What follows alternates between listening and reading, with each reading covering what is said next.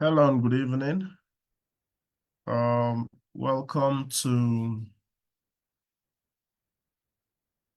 day two. Um, Welcome to day two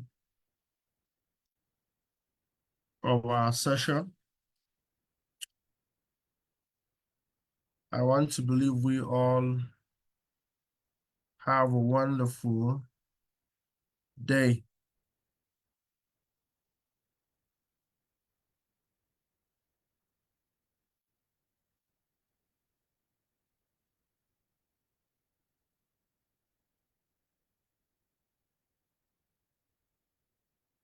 Before we start, I just want to do a little verification. Can you see the screen? Can you also hear me?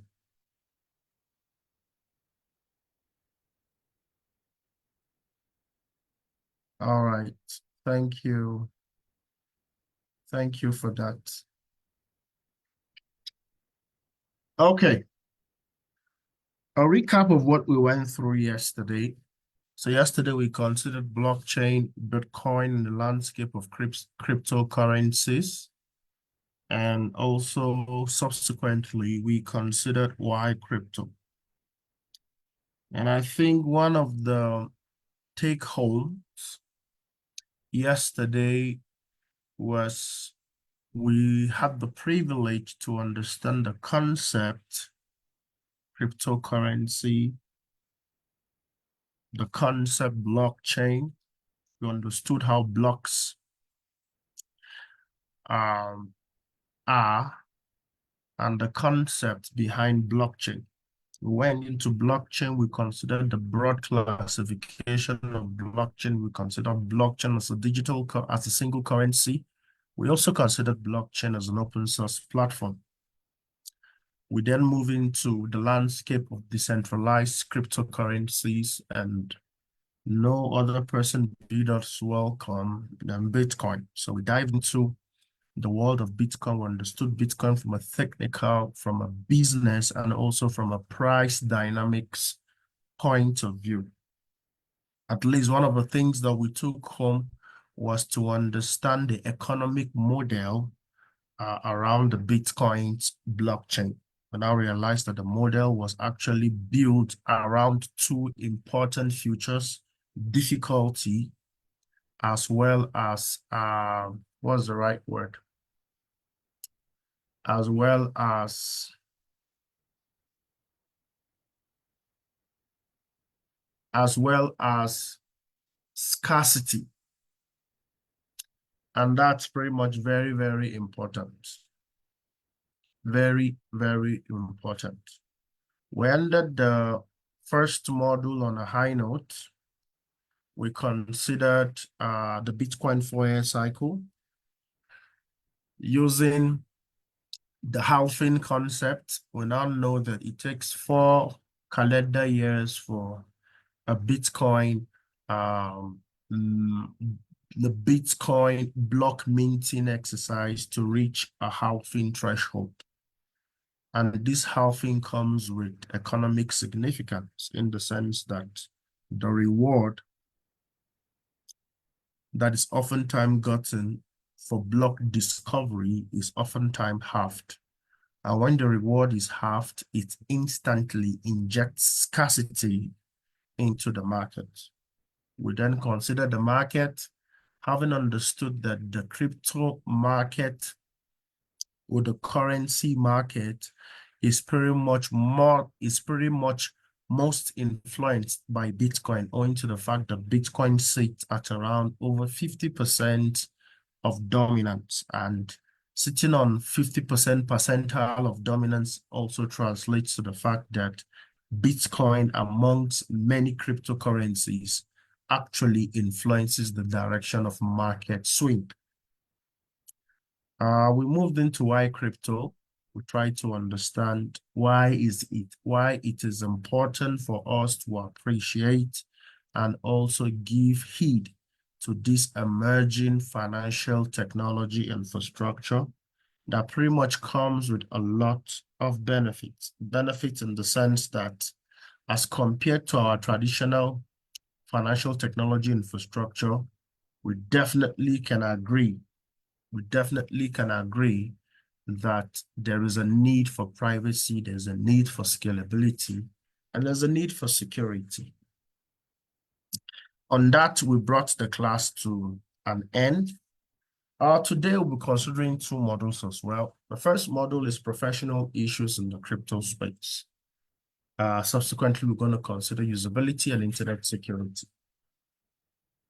Well, a lot of people kind of think as if making it out in the crypto space is very, very easy, you know, kind of like a roller coaster.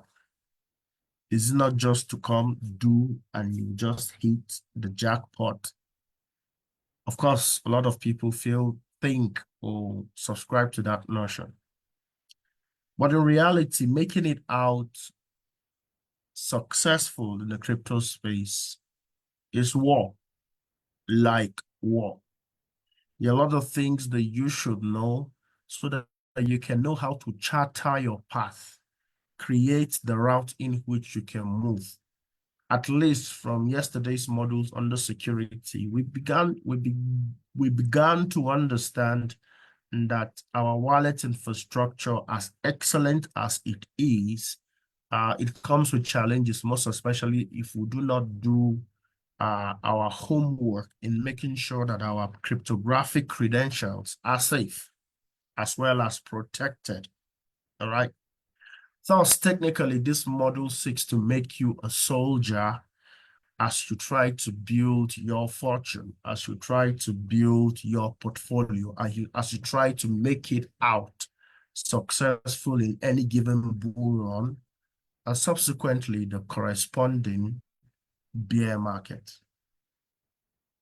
Thus, in this model, we are going to consider the various subtopics. We are going to consider custody concerns. We're going to consider thefts and scams, and we're going to consider regulations. I repeat, we're going to consider custody concerns, thefts and scams, and regulations.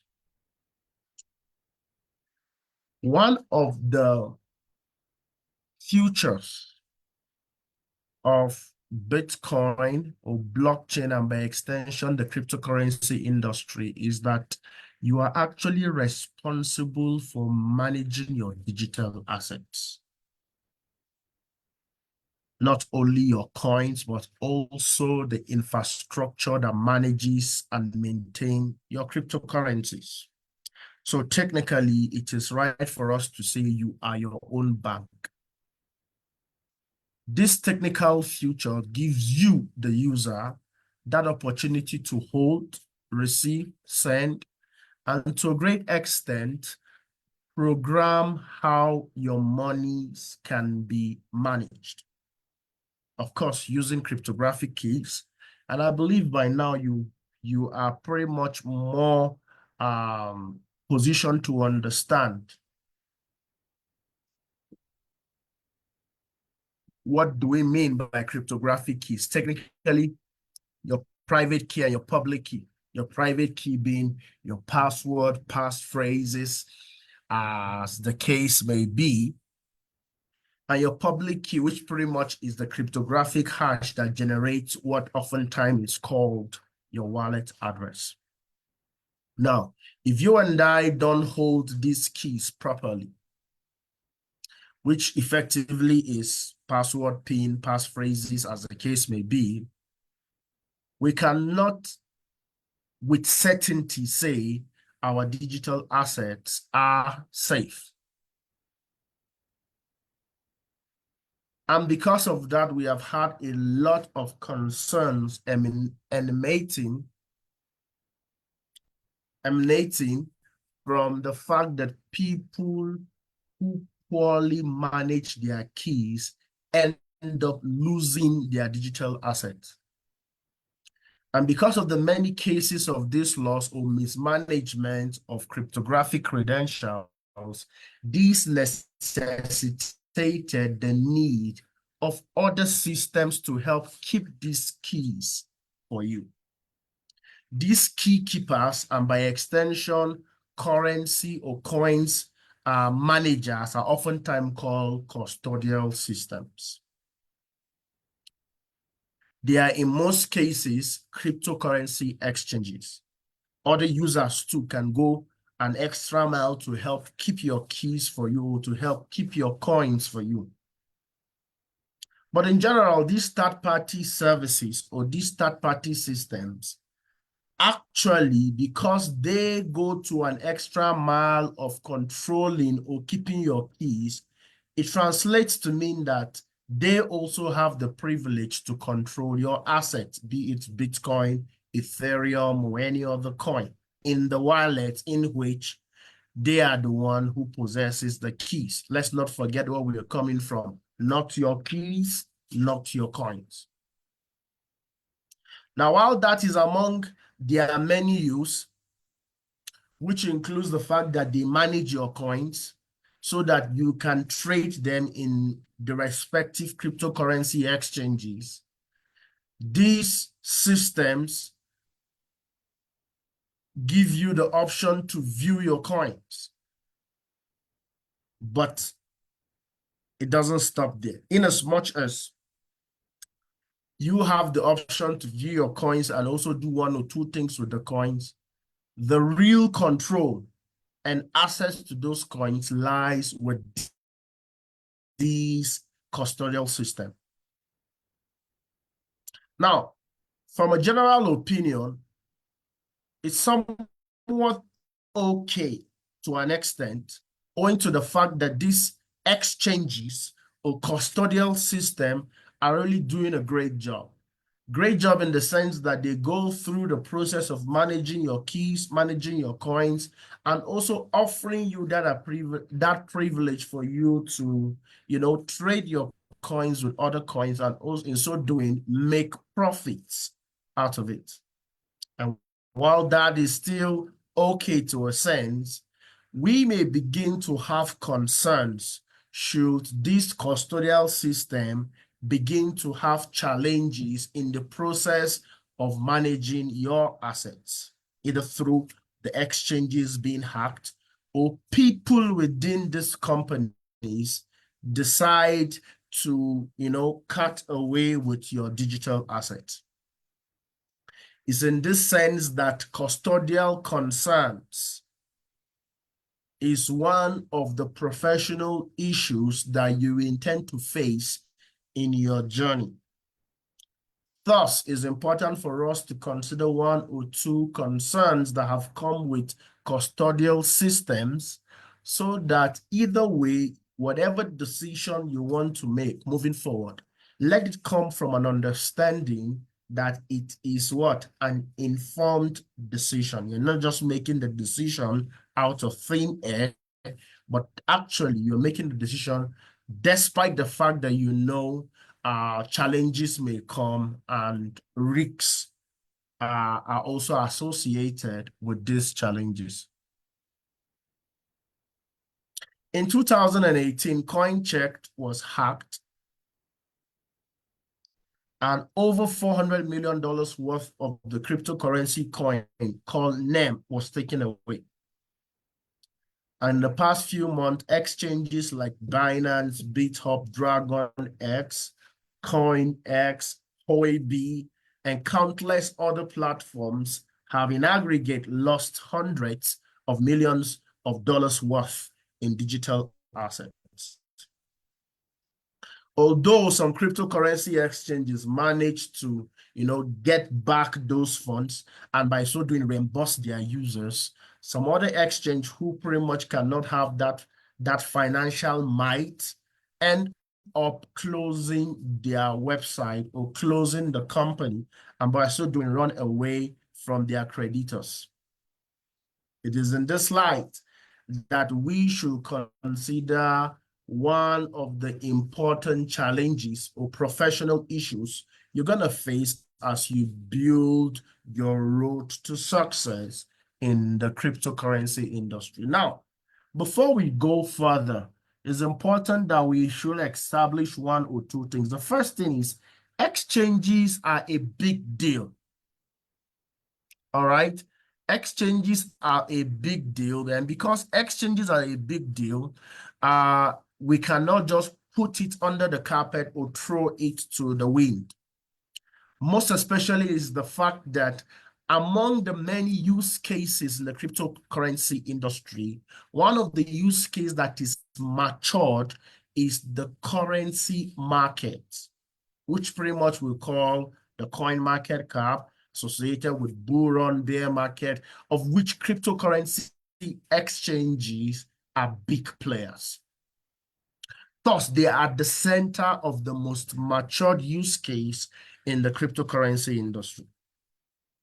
So let's consider a few case studies as we build learning on how we can go about making it in this industry.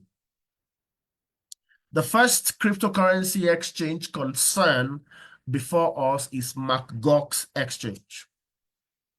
Far back in 2014, Mt. Gox, a Bitcoin exchange based in Japan, was pretty much the largest cryptocurrency, or rather Bitcoin exchange in the world, handling over 70% of all Bitcoin transactions worldwide.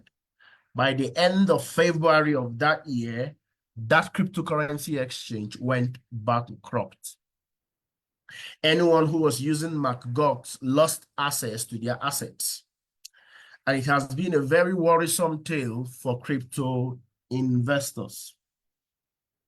While the assets were not all lost, anything that was left was frozen for years.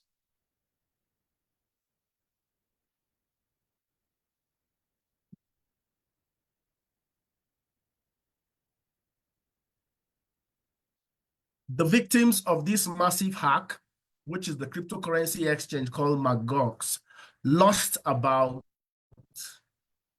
740,000 Bitcoins. And at that time, that was close to 6% of all Bitcoin in existence.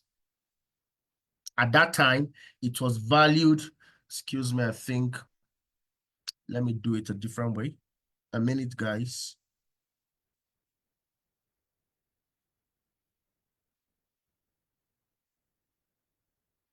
All right. Is the screen still visible?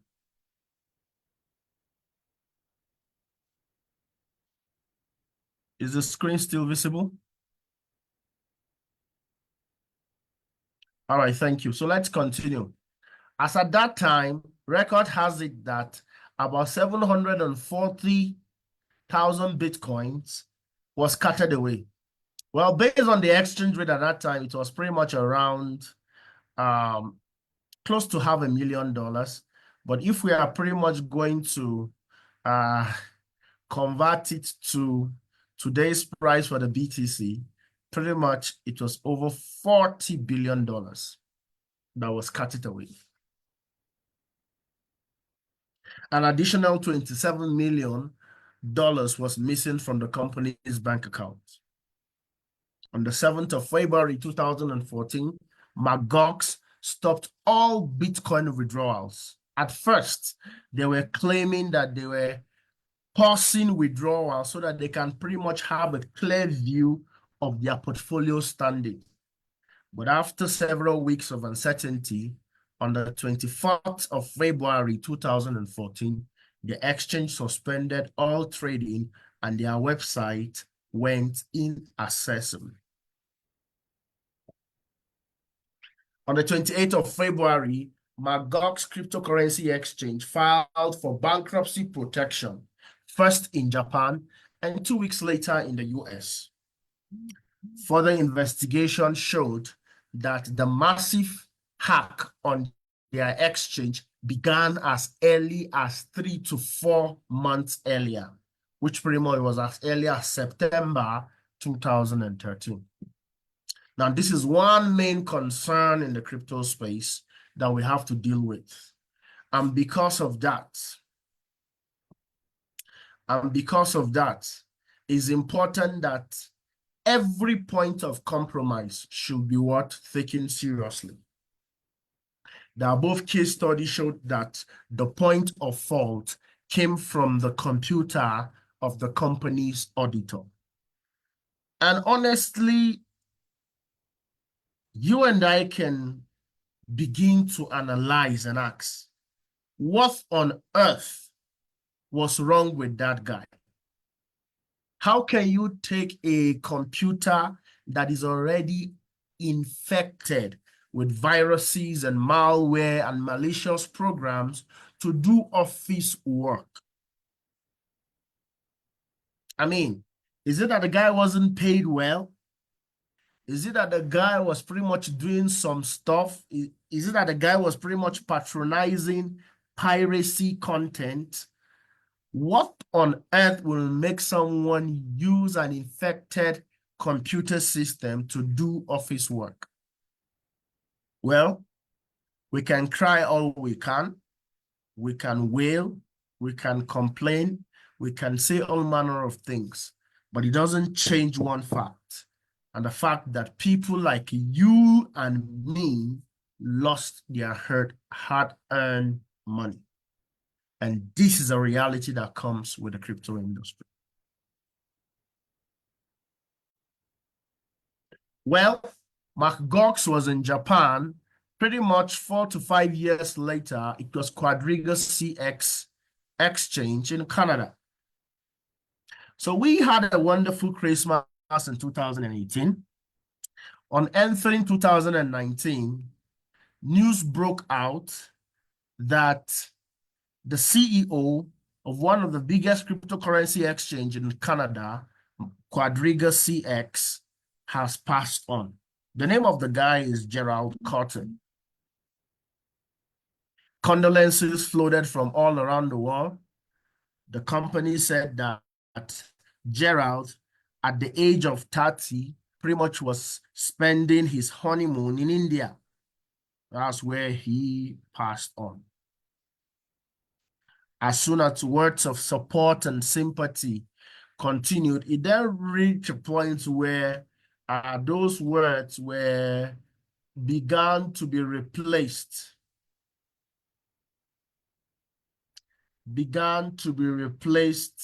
by concerns from investors. And the premise of the concerns revolves around, where is our money? So it so turned out that only the CEO knew the password to the digital wallet where all the cryptocurrency of the whole exchange was stored. And pretty much the guy did not keep a backup. And he just died. Pretty much the password, passphrase, whatever the case may be, was sort of stored in his brain, and the guy died. What does this mean? This means that more than 100,000 users will be unable to access at least $145 million worth of crypto assets. This was according to Bloomberg News. As months passed and this money failed to materialize, a conspiracy theory emerged. Could it be that this guy actually faked his own death so that he can run away with our money? So the customers or the users of this cryptocurrency exchange got themselves a lawyer and told the lawyer to go to the court seeking permission, let them dig the guy's body on the grave so that we can solve this matter once and for all if this said dude actually died. Further investigations found that the guy died. In fact, the guy died as early as December 2018, not even in January 2019, as the news entailed. The widow gave this detail. But he had to take the cryptocurrency as well as the family about a month to make public the news about his passing away. When the company finally made it public, customers or users in the exchange began to see how they can withdraw their money. But unfortunately for them, the companies or the exchange, the cryptocurrency exchange website was offline. You see, the company actually used what we call a cold wallet system where currencies like Bitcoin and Ethereum will be stored offline. And pretty much the whole idea is to protect it from hackers. Now, if you ask me, this whole concept was pretty much a good idea. I will do it. It's one of the safest security measures when it has to do with managing crypto assets, keeping it what? Offline. Because when it's offline, the hacker cannot access it. When it's offline, even if the website is brought down, you can be sure that your vault, your portfolio, your digital assets are safe. Why? It was stored offline.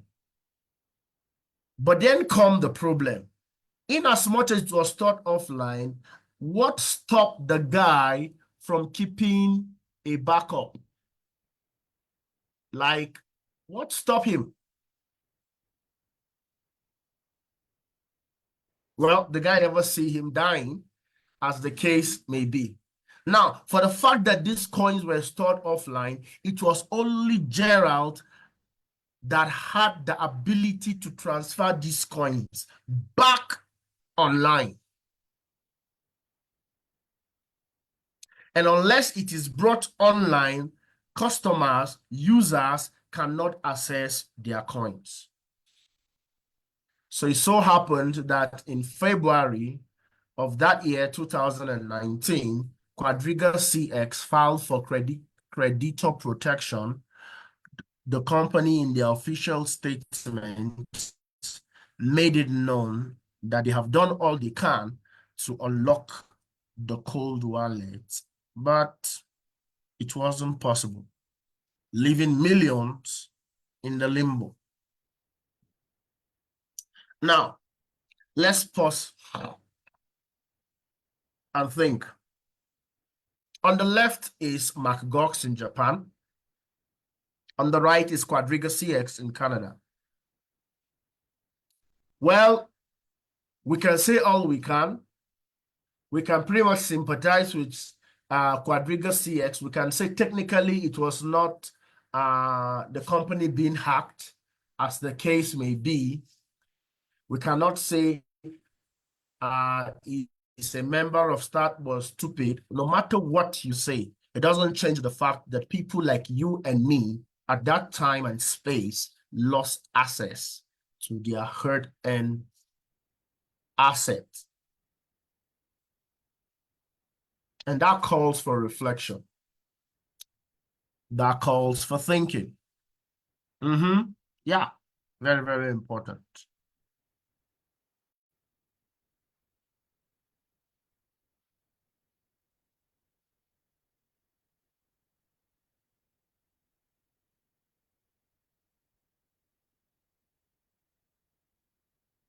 There's a movie. I would love everyone to watch it. There you will see the people who pretty much had their asset managed by Quadriga CX pour their heart. The name of the movie is Trust No One, The Hunt for the Crypto King. Trust No One, The Hunt for the Crypto King. Well, MacGox was in Japan. Quadriga CX was in Canada. Now we now have the famous FTX exchange in the United States of America. Now, FTX was one of the biggest cryptocurrency exchange platform as at 2022. The company's worth stood around 32 billion US dollars. Technically, this exchange was richer than many countries in the world. FTX quickly rose to dominance in market through high-profile acquisition of struggling competitors. The exchange pretty much was one of the big things in the space. if not for the unfortunate situation that has happened, pretty much Binance wouldn't be the big guy as at today. Now, there's oftentimes an investment practice that most big exchanges do. You understand? Exchanges oftentimes create their own native token. And when they create their own native token, people invest in that native token because it is the general perception that should you invest in this native token, it's going to increase in value, owing to the fact that a lot of incentives revolves around this native token. And I can give you examples of native tokens associated with exchanges. BNB is a native token of Binance. OKX is a native token of OKX. KCS is a native token of KuCoin. I don't know. CoinX has their own. The list gone. And oftentimes they append these native tokens with a lot of incentives. Incentives like reward for staking, incentives like discount. If you have the coin, there will be discount they will charge you probably on trade, probably on exchange, probably even on withdrawals. Some of the incentive will also include NFT rewards, as the case may be. So it is not rocket science for FTX to also flaunt her own native token called the FTT. All right? So stay with me.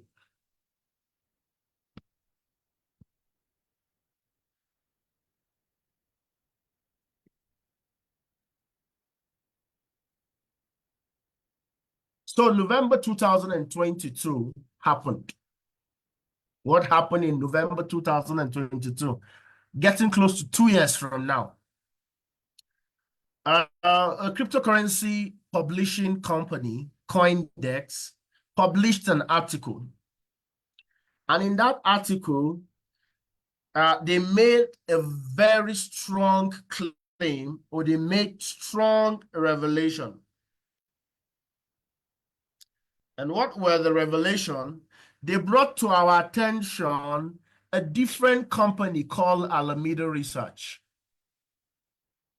saying that this Alameda Research was funded by the CEO of FTX and Bankman-Fried. In fact, they went further to say that Alameda Research is heavily dependent on the money from FTX exchange. To be specific, the FTX native token, FTT, is pretty much the sole financier of this research. In fact, further investigation found that the CEO of Alameda Research and Bankman-Fried were actually boyfriend and girlfriend in the past. So pretty much she was his ex-girlfriend.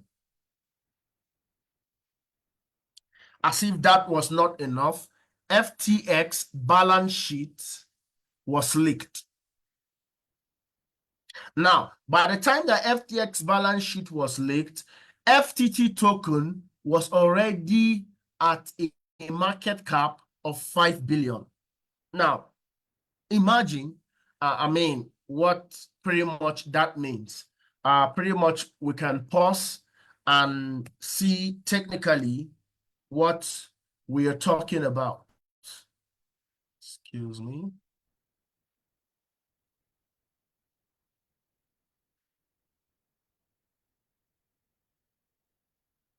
So we're talking of a coin that pretty much is 5 billion. And if we look at market cap, this is a trillion, this is 280 billion, this is 111 billion. So pretty much this is a 9 billion token, 7 billion, 6 billion, 6 billion. So pretty much a 5 billion cryptocurrency token as at today will be between the 22nd, excuse me, the 22nd coin in ranking, or rather, between the 20th coin in ranking to the 22nd coin. So even at the bear market, because it was November 2022, bull season has finished. All right. So we're pretty much in the bear market. Yet the native token of this coin was pretty much 5 billion US dollars. We can go up and see that BNB is pretty much the only cryptocurrency native token as we speak. I don't think that there's any cryptocurrency native token in the top 10. Let's go. Let's see. Okay, OKX, the OKB is a native token of OKX, and it's pretty much 2 billion. And that's to give you an idea of how massive FTX was. We can scroll down and see if we can also see another native token of another exchange. I think GRT is an exchange. I'm not sure. The graph, I'm not sure. BitGet is an exchange, and pretty much BitGet is a billion. So technically, FTT, excuse me.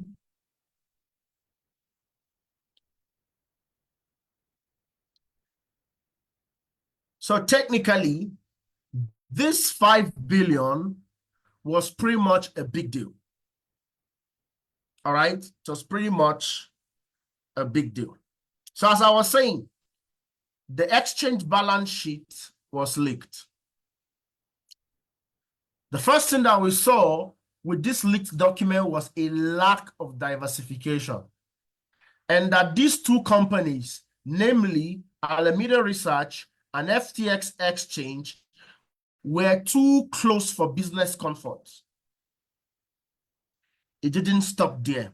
The balance sheet then showed that FTX Exchange had a liability of $9 billion. In other words, it was written negative 9 billion. And an asset of 900 million. So positive of what? 900 million. Now, when you do the math, you realize that you will have a balance of a negative 8 billion.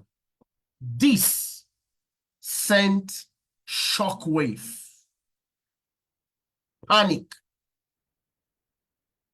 Well, it didn't stop there.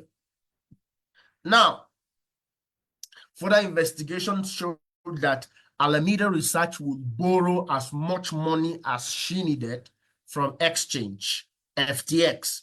No paperwork, nothing. It was later found out that the bulk of this money was actually coming from what? Customer deposits. And this trading platform, Alameda, will collect as much money, all because users invested heavily in the FTT token, the native token of FTX.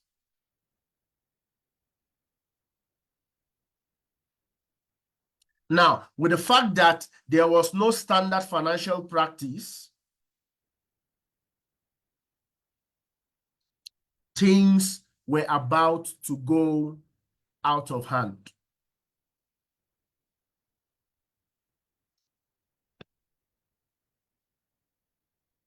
Now, Binance then came into the play.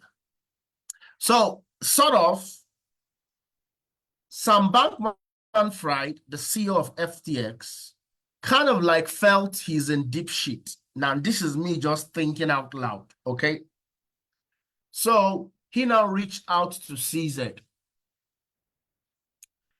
and asked CZ to come and buy over the company. And I think I was online when CZ, the CEO of Binance, actually went online and made a public statement of Binance intent to buy over FTX. I was pretty much very happy. All right. But in less than 24 hours, around the exact time, the next day, the CEO of Binance came online again and told the whole world that Binance is no longer willing, or Binance is no longer going ahead with the purchase of the FTX exchange, citing the mismanagement of customer funds from investigation and a pending US investigation. And for that reasons, Binance is what? Backing out. Now, behind the scene, Binance, we didn't know that among the people who invested heavily on the FTT token was Binance. So because of this above concern, Binance then went public saying that she will sell all the FTT tokens she had in her vault. That was enough to send panic. The value of FTT dropped significantly, prompting FTX customers to withdraw their money from their accounts.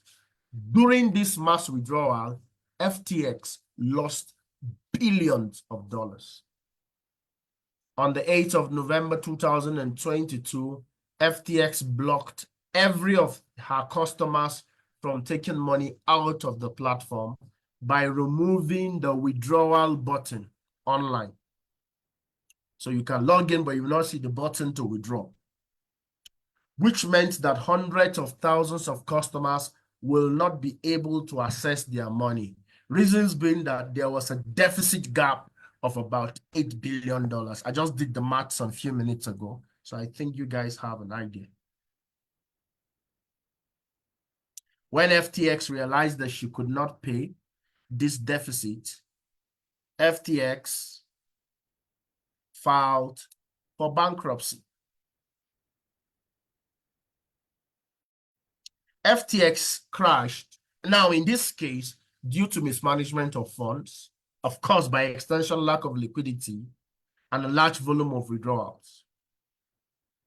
Sam Bankman-Fried record went further to show that he used FTX money to buy personal luxury items. He even financed elaborate advertisement campaigns and even make political donations. Rumors has it that he was the second highest donor to the current US President Joe Biden during his presidential campaign. Now let's pause and think. Let's pause and think. Technically, it makes sense for us to think. First thing first, we can be on either side of the aisle. We can sympathize with one exchange and don't sympathize with the other exchange. And if we bring the three exchange among the many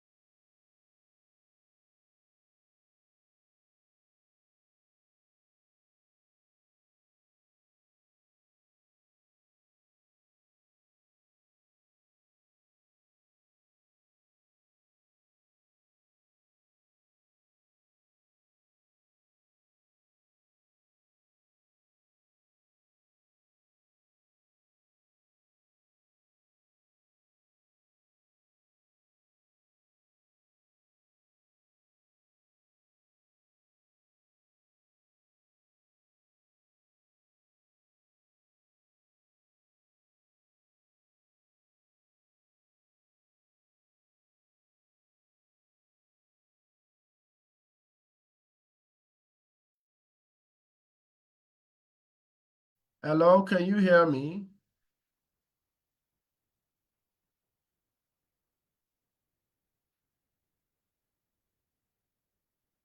Okay, you can hear me. Sorry.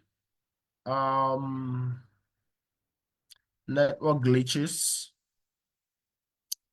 Okay, thank you for that feedback.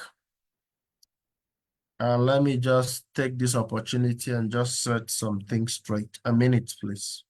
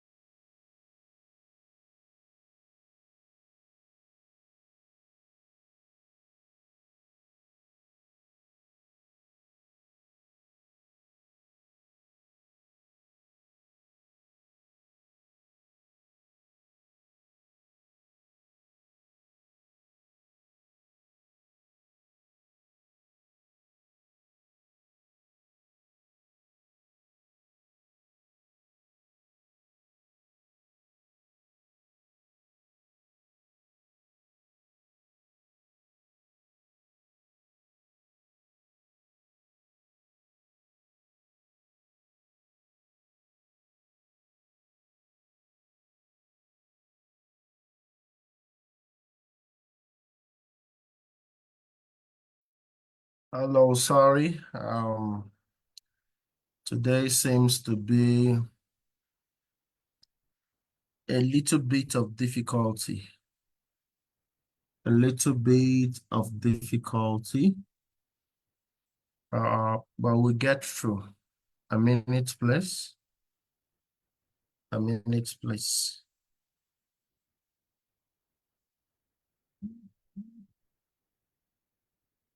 All right. Okay, let me share the screen. Let me share the screen.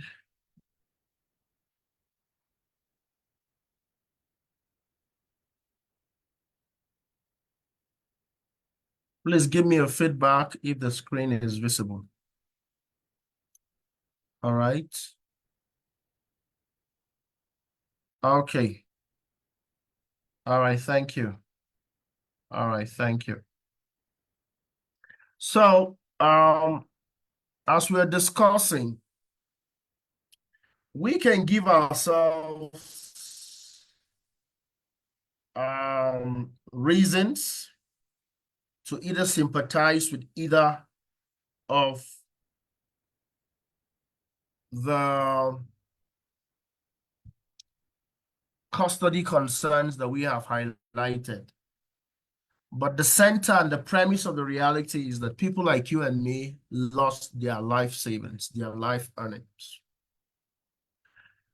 And you cannot tell me that you do not need an exchange, because when we go to subsequent models, even the simplest form of trading, the easiest trading strategy will require you to pretty much access a cryptocurrency exchange. That's a statement of fact. And since it's a statement of fact, it means that concerns that comes with cryptocurrency exchanges is worth considering?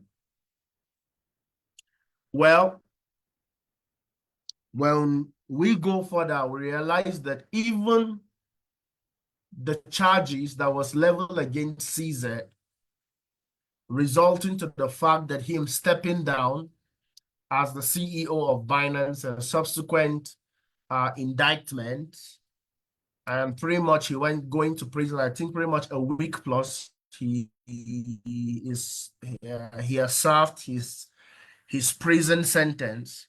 One way or the other was related to his involvement with the FTX saga. Okay, so let's move on. Another professional issue you will have to deal with is theft and scams.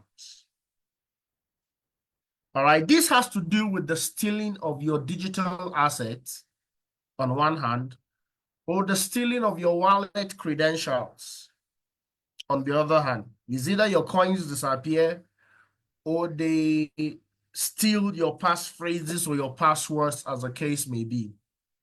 Or even Ponzi initiatives that on the surface, it looks as if it's a crypto project. Now, you and I need to understand one thing. Any investment initiatives that claims to be crypto, promising you gains, there is a likelihood, there's a high probability that it may not be a cryptocurrency project. Best case scenario, it may be that the system are only using crypto as a means for you to deposit into one or two of the investment plans. And peradventure, you turn out to be successful, you could withdraw your proceeds or your profits through the crypto gateway. While in reality, the business success or the survival value of that business initiative is 100% dependent on their business logic and their business operations. So if they are built to last, whether they accept crypto or not, they should last. If they are built to cut away with your coins, whether they accept crypto or not, it definitely will fold. Also is the fact that there are malwares floating online that can be configured to steal your login credentials across all platforms. Some of these programs are programmed to copy anything you type with the keyboard of your devices, which oftentimes is called a keylogger, or even phishing apps that sometimes they mimic legitimate applications with the intent to fool you so that you can access them thinking you are accessing the legitimate application. A phishing app for a bank can look like your typical GT or First Bank app with the whole idea to deceive you so that you can log into your First Bank account using your original login details. As soon as you put in those details, the program will copy those details, access First Bank, and supply those details. And if First Bank do not have a layer 2 or layer 3 additional security query, there's every tendency your funds can go. This now takes me to a very important case study that happened to far back as 2007. It revolves around me. So pretty much, this is my life. As I did say, this is pretty much my 7th or 8th year in the industry. I pretty much began as a crypto merchant, all right? Buying and selling of crypto. You want to buy, I buy for you. You want to sell, I sell for you.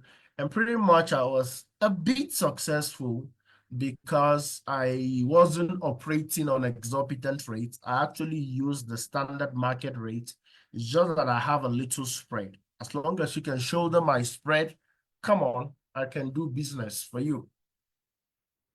So pretty much I had this client permit me to call her Mrs. X. All right. So Mrs. X pretty much was one of my reliable clients. I have pretty much secured digital assets for her. Now, one thing you should have in mind that 2024 is totally way more advanced than 2016 or 2017.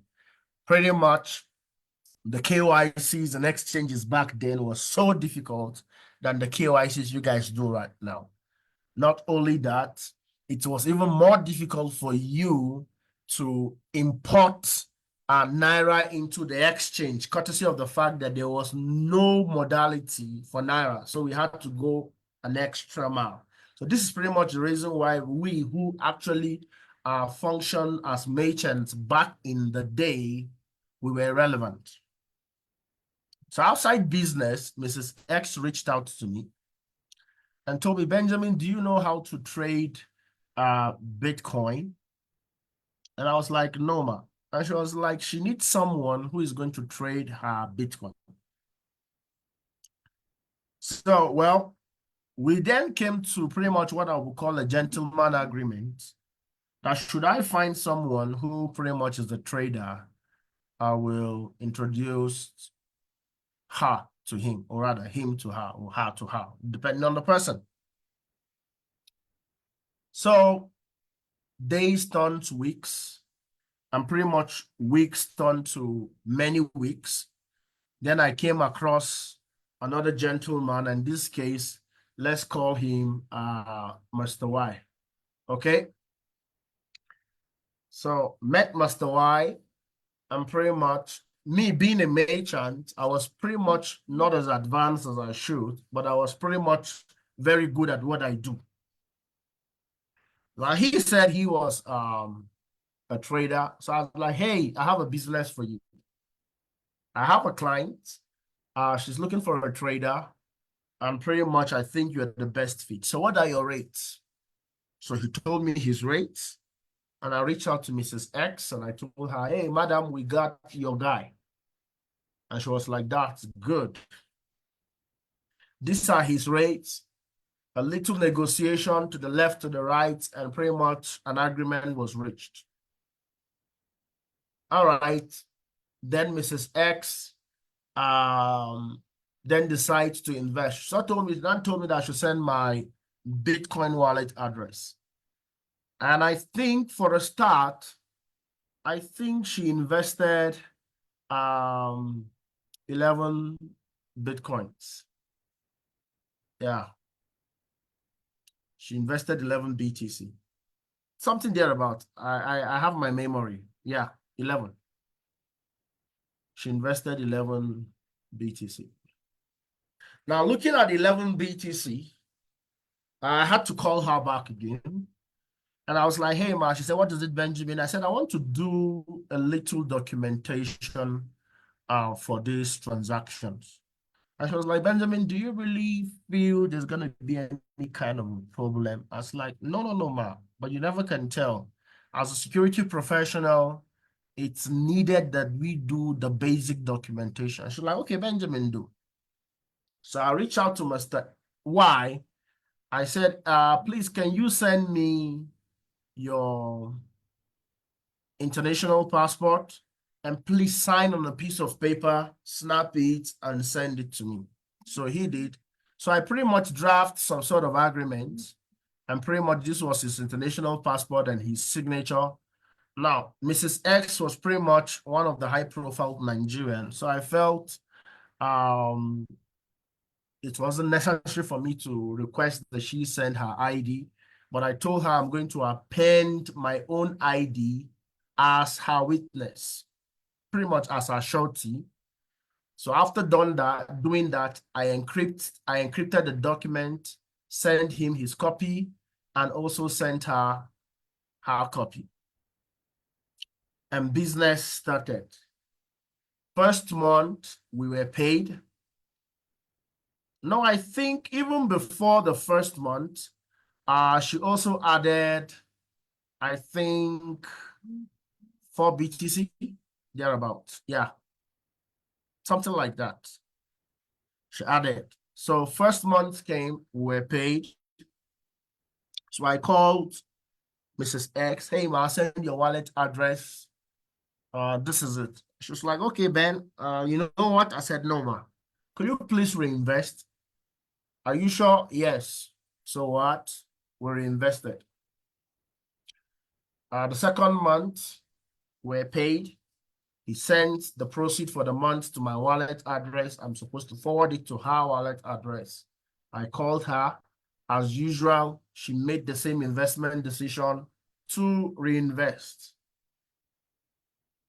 So the third month again came. What was due? I told her to send her wallet address. As usual, she also reinvested. So it was at the third month I had to reach out to her. I told her, hey, Ma. She said, what is it? I said, I want to discuss something with you. And she was like, what is it, Ben? I said, why are you just reinvesting? And she was like, Benjamin, is there any problem? And I was like, no, not really. But the rules of investment says that you should get your capital now. And she was like, yeah, Benjamin, what you're saying is true. You're very, very right. You know what, Ben? I said, no, ma'am. So tell him from next month, I'll be taking the proceeds. And pretty much that sounded nice. All right. So next month came and we're expecting to be paid. On the day that we'll be paid, sort of, I didn't see any alert of what was due for the month in my wallet address. So I didn't bother. Probably it's a busy day. When I wake up tomorrow,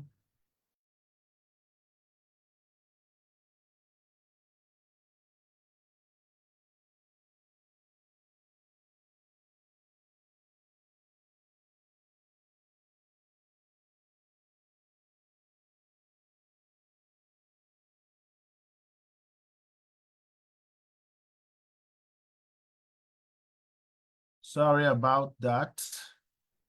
Um, is it visible? Can you guys hear me? Can I go on?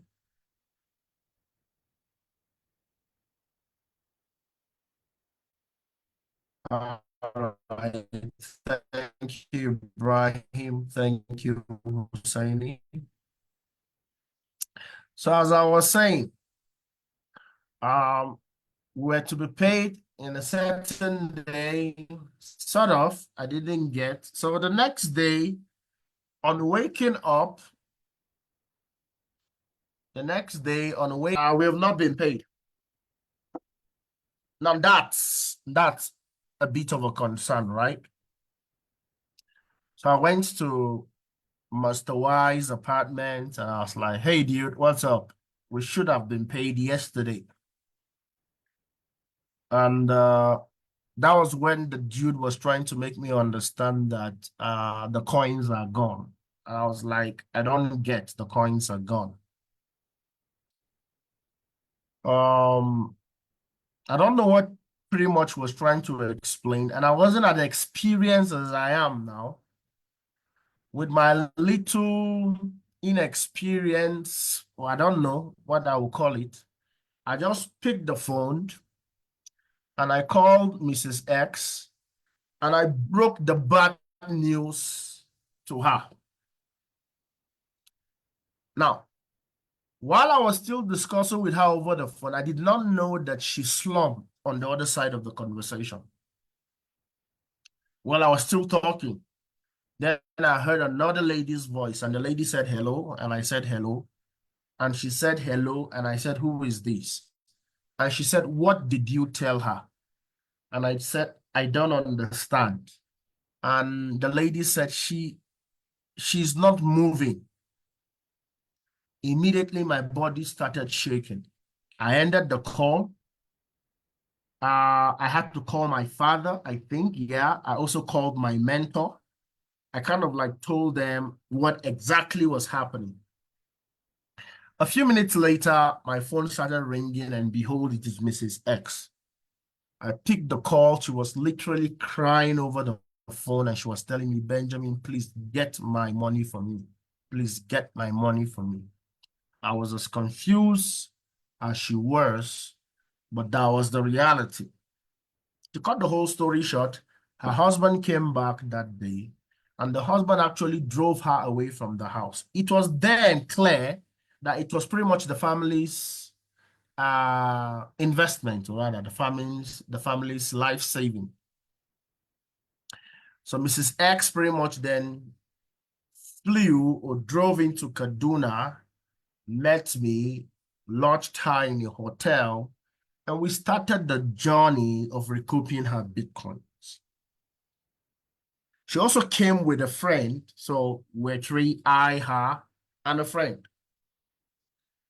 So we went to Master Y's house. We did all we can from one story to the other, from one story to the other, from one story to the other, till evening. She comes back to the hotel, takes a nap. The next morning, we continue the journey of recouping her Bitcoins. So pretty much when it was 1 day, 2 day, Master Y began to tell us that he actually diversified the portfolio, and pretty much a percentage of the portfolio was given to someone who was a forex trader, blah, blah, blah. He will have to reach out to the guy so that the asset will be liquidated prematurely. We said, please go ahead and do.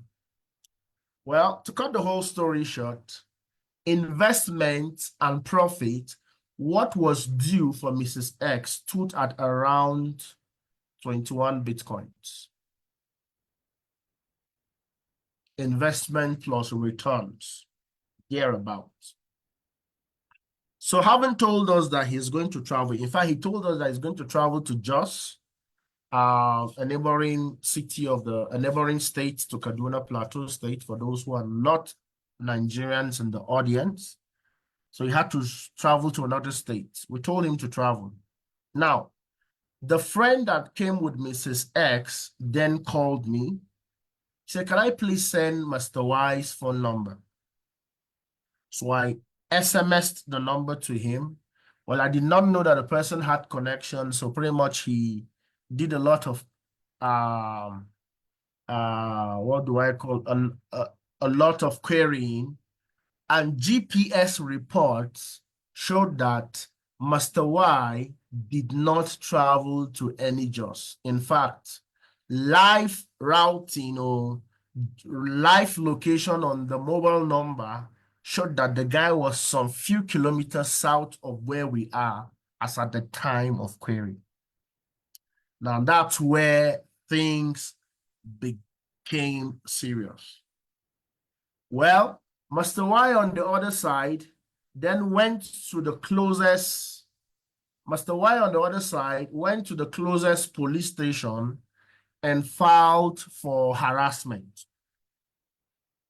Pretty much, the police station probably had one or two people who had probably business relationships. I cannot say, but we then received a call to come to XYZ police station to answer charges. Mrs. X asked, can she know what's the reason? Whoever that was speaking over the phone says it was harassment charges for a certain Master Y. So on that note, we went to the police station, but before reaching the police station, Mrs. X called her husband and told her husband this is the situation of things. So the husband was pretty much very mad. The husband instructed her to return back to home. They actually reside in the federal capital, so told her to return back to the federal capital. But she just felt to honor the police invitation before she left.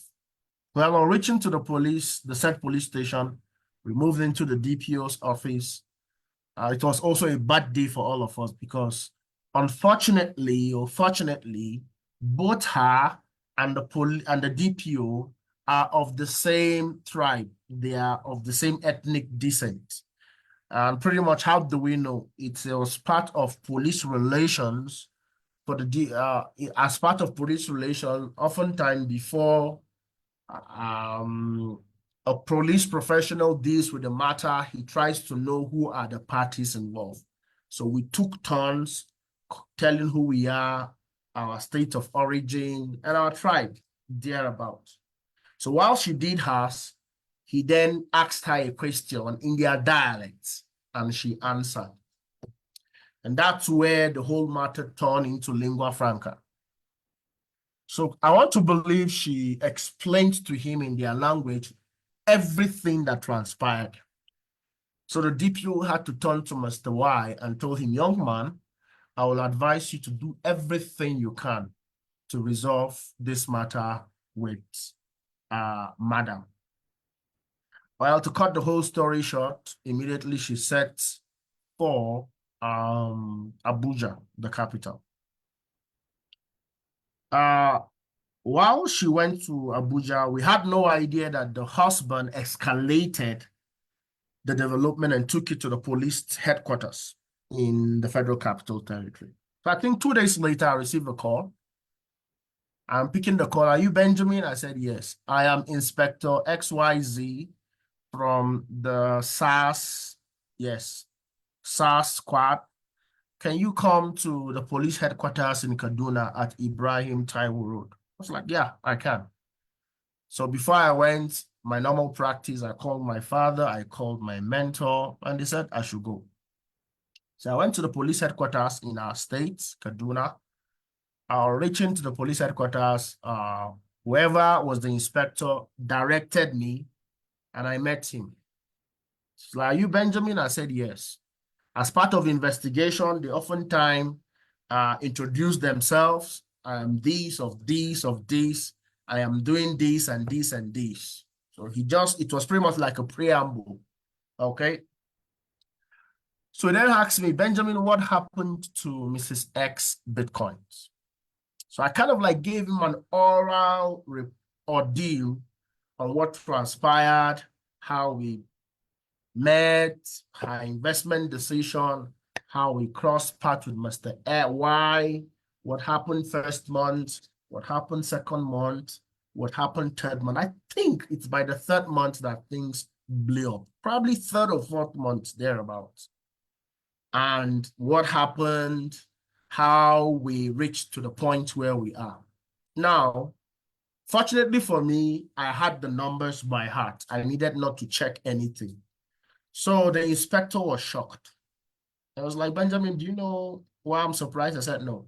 I said, you are standing right in front of me and you were given an oral report of what happened. And what you're telling me is close to 90% of what Mrs. X wrote in her statement in Abuja. She actually told us that you are innocent. But we in the Nigerian police believe that you colluded with Mr. Y to hypnotize your client, Mrs. X.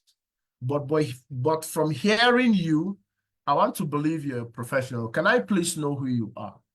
And I had the privilege of introducing myself on a professional basis. I told him my education, my certification, what I do, and pretty much other necessary information. So he told me to raise up my head. On raising up my head, I now discovered that Mr. Y was already arrested. Pretty much they were just waiting for me to put the cuffs in my hand and cut us away to Abuja. But pretty much with the little investigation that happened, the inspector definitely felt I'm not part of it. In fact, he went further to thank me for that document, that binding document I did that has to do with the international passport and signature. He said that if that document was not there, it definitely would have been his words against hers in the court of law. So he then tendered me with an invitation letter, which is this.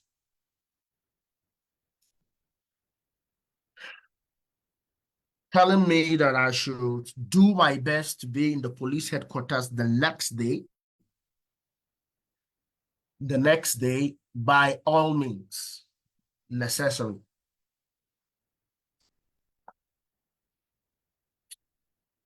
As you can see, the necessary personal identifiable information is already redacted, which is standard practice, but you can see that pretty much this was what was due, and pretty much I was necessary to be there to put lights on investigations.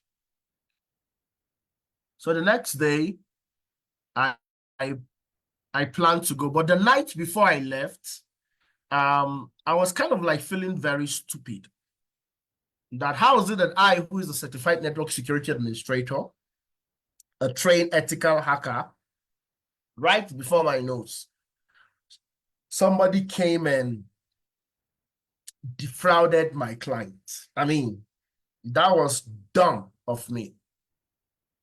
Well, in network security administration, there's what we call footprinting. Now, footprinting is pretty much a forensic skill. When damage is already done in a company, footprinting pretty much is trying to trace the footsteps. Probably it may give us an idea of who is the hacker, what is the magnitude of tools that were used, and pretty much it could help if we can reclaim or reduce damage. But it was a little bit very difficult because I was the only participant that was informed. So it was like me debriefing myself. So with footprinting, you pretty much take a piece of paper, get as much information as you can. So I took a piece of paper, I began to write anything I can remember by virtue of the relationship and the conversation I had with this said Mr. Y. So when I exhausted my memory, I began to Google each of those words. I was just trying to give myself a valid reason what just happened. So for every word that I Googled, it was a dead end. Every word I Googled, it was a dead end. Then came this word, Bitsla. All right, Bitsla. In the course of our conversation, Bitsla was pretty much, according to his words, the cryptocurrency exchange. He trades the tokens, or let me say the coin. So on Googling Bitsla, I found a huge red flag. So Bitsla was actually not an exchange. In fact, Bitsla was a cryptocurrency gambling website. In fact, in the ranking, Bitsla was ranked 5 in the top 10 cryptocurrency gambling websites.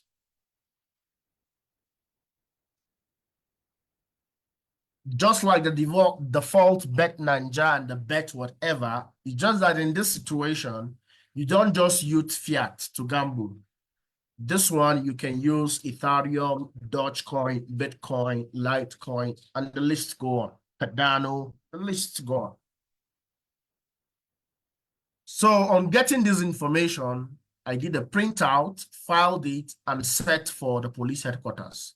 On reaching the police headquarters on the set day, as documented,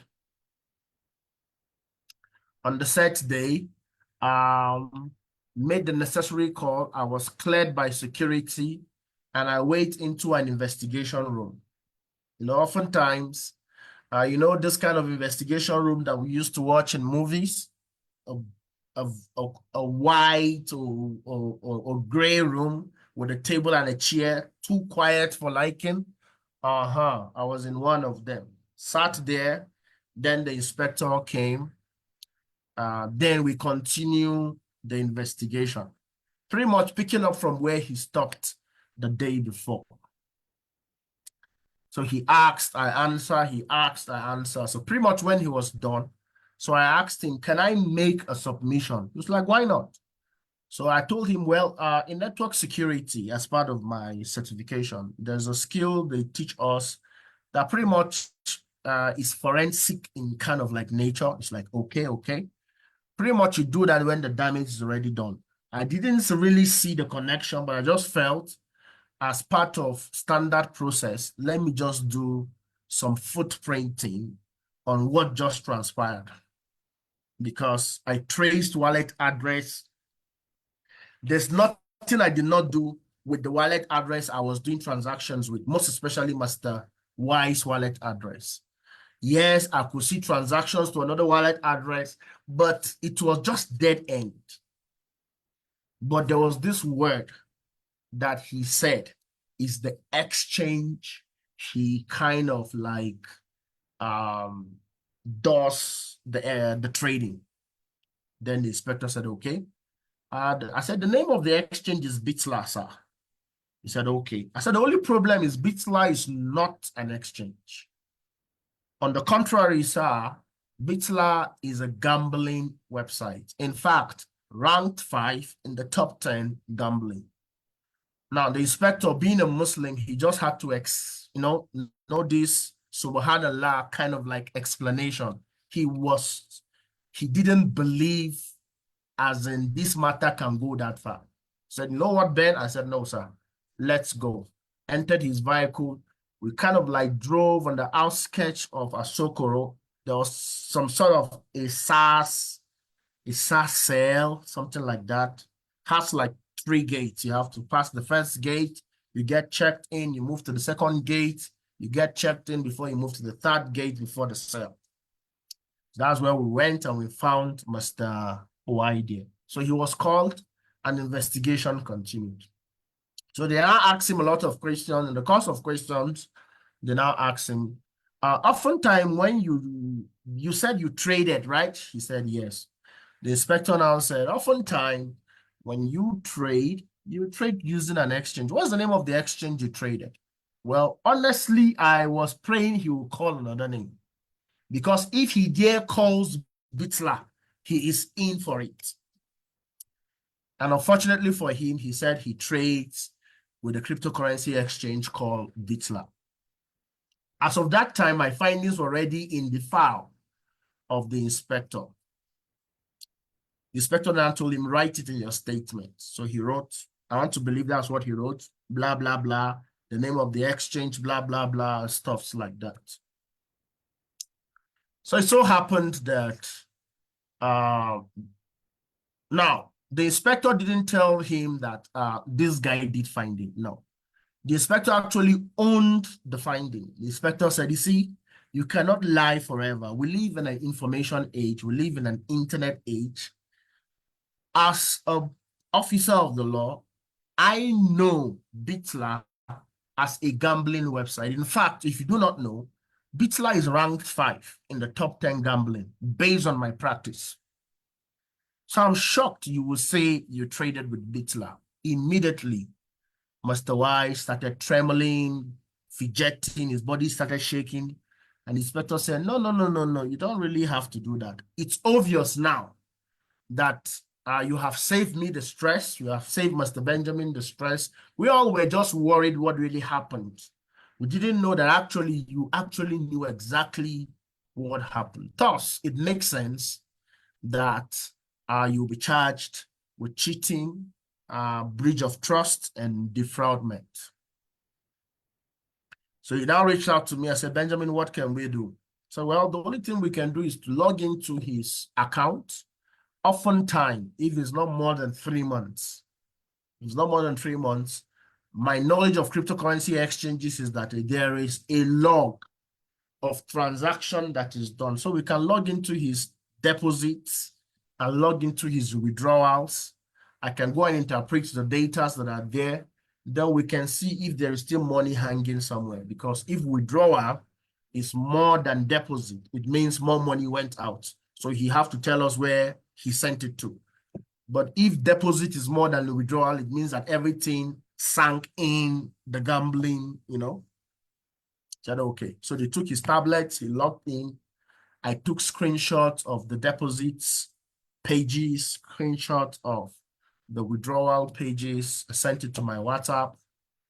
The inspector told me how long. I said pretty much a day is okay. He drove me to the park where I'm going to get a vehicle back to Kaduna. I think I reached home around 10 p.m. in the night, despite the insecurity. When I reached home, I called the inspector. I'm home. The inspector then sent me the official email of Nigerian police.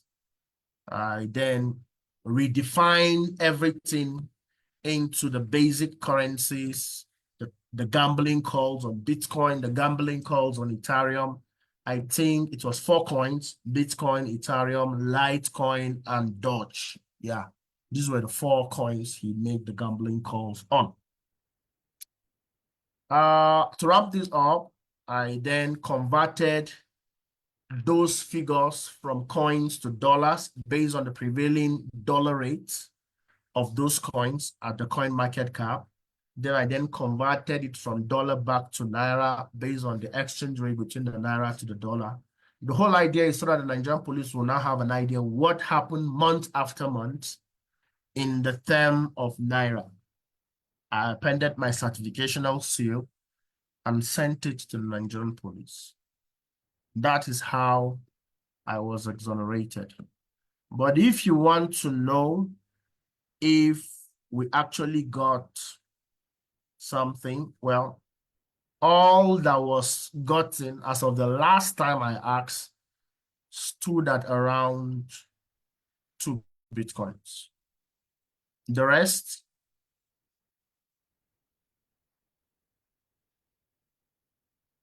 why did I spend this time to explain this? Ladies and gentlemen, the industry is brutal. It's not for the weak hands. Okay? Not for the weak hands. Theft and scam are coming in different fashions and different facets. And you better know what you should do. Some of you are as naive as I don't know what to say. Some of you right now, your security credentials are in the hand of somebody and you trust the person with your life. I wish you good luck. Some of you, the wallet addresses of your vaults or of your portfolio wherein you have your coins and you are praying that in the bull run you will cash out is pretty much under watch lists. Some of you don't do any research. Anything that comes as airdrop, whether it's legit or not, whether it's going to pay or not, I mean, you just do anything. You just don't, it's like you are standing on a ticking bomb. Why am I saying this? Somebody can come tomorrow, claim he's my colleague in the crypto industry. That is no reason for you to accord to the person the love, the respect, and the confidence he deserves. No. The blockchain space have created an infrastructure that is built around privacy. Make use of the privacy features.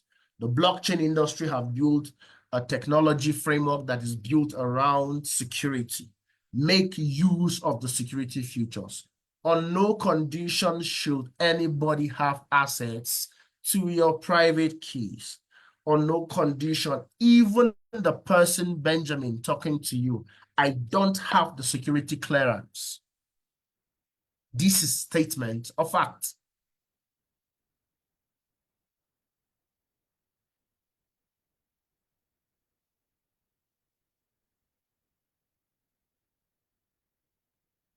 Theft and scam is a security, is a professional issue you face. The third issues we faced is regulations. Regulations are rules by government or people in authority on how things should be done. Regulation is all about controlling the way things are done. And with respect to cryptocurrency, I'll be making my emphasis on the Nigerian state. And with the Nigerian state, I think you guys are not ignorant of where we have come from. Things are a little bit better now, but pretty much a year or two ago, it was tough business. Thus, it is not rocket science for us to know the CBN stance on cryptocurrency. Now, while it's obligatory that regulators ensure control, it's just that the framework in which the cryptocurrency technology is built on is making it increasingly difficult for regulators to have sole control. What am I saying? Because the currency is housed or managed from a wallet infrastructure,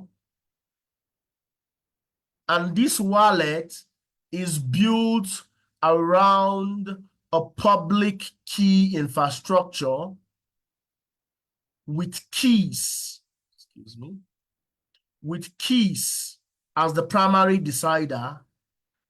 It makes regulators it makes it difficult for them because anything on control is a sole property of the person in possession of the keys. Thus, regulating the technology is difficult. Not only that, most public blockchain, or what we call public ledger, are decentralized. And if it's decentralized, where is the central location that you want to place your control on? None. So pretty much even the players at the regulatory level needed to do a lot of consultation, research, and finding. But let's dive into the Nigerian state to understand why was it a serious matter to be brought on the table. Numbers don't lie. As far back as 2020, Useful Tulips reported that about $32 million worth of Bitcoin traded in Nigeria alone in 2020. One of the cryptocurrency Bitcoin marketplaces, Paxful, claimed that Nigeria alone, all right, as of 2020, they claim that they have about 1 million registered users. And those 1 million registered users are from Nigeria. And that number stands at 25% of their customer base.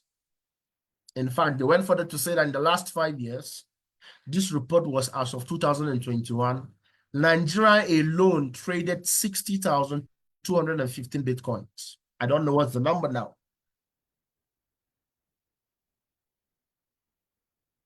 Paxful went further to say that the Bitcoin traded volume for the first half of last upper year, 2022, nearly topped $400 million.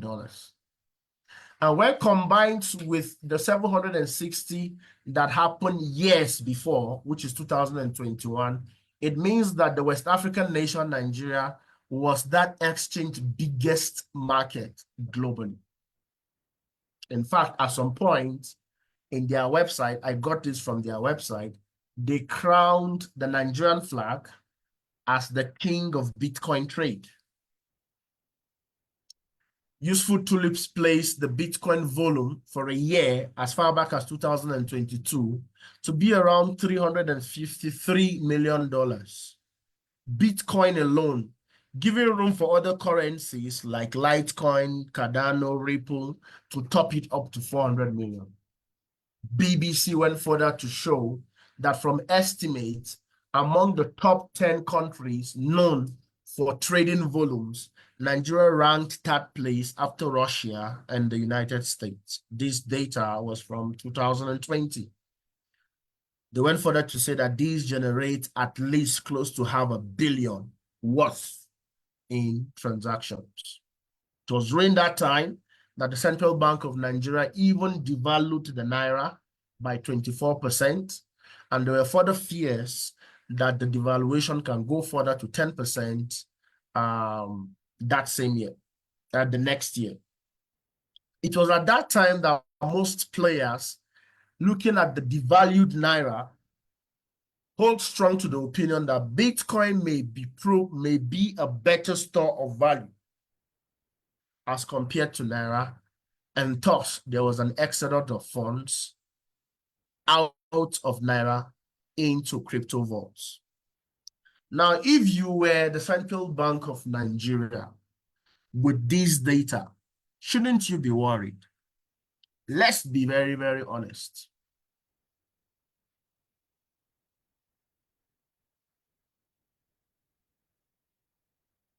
If you were Central Bank of Nigeria, shouldn't you be worried?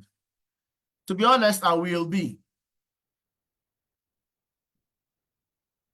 But in as much as the central bank was worried, was it the right way to go about it? If you ask me, I will say no. Then what do I think? Then what's my opinion? This is my opinion. With what I've seen in the space, I believe that regulators will come up with a better way of regulations, which wouldn't be centered on coins.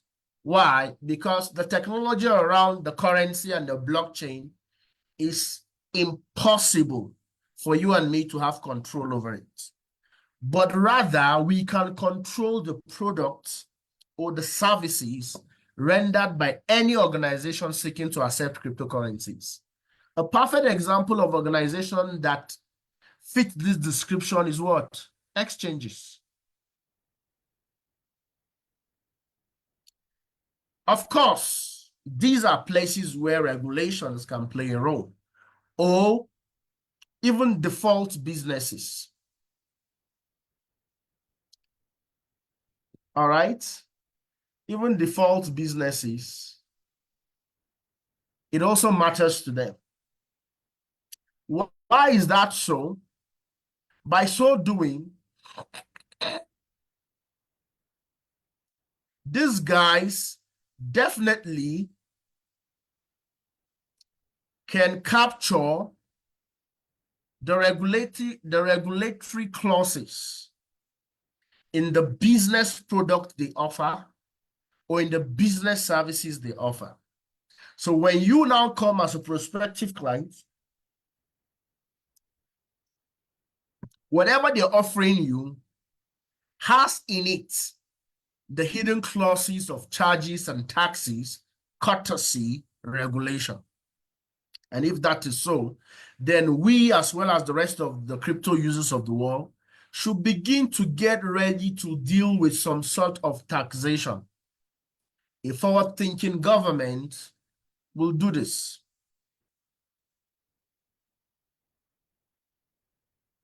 The government of US, Belize, Australia, Japan, Canada, the list go on, are seriously working out modalities on how best to regulate the crypto market, since they are not the inventors of this technology and the coins and the tokens and the blockchain, but also they are concerned because, you see, this technological wave has a direct impact on their local and global economies. Besides, many institutional investors are holding in patience as they are too eager to have their own fair share of this market.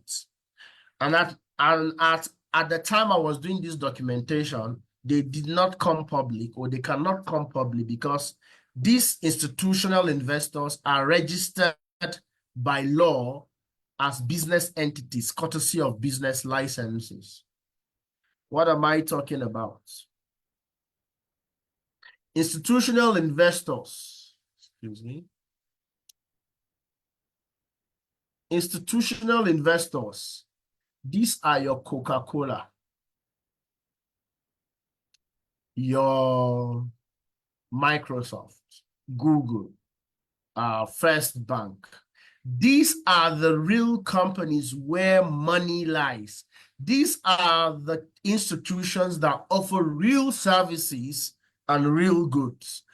It's just that by law, they accept payment for the services that they offer in fiat, courtesy of regulation. So they cannot just wake up one morning and say, pay us in Bitcoin. No, because they operate based on laws.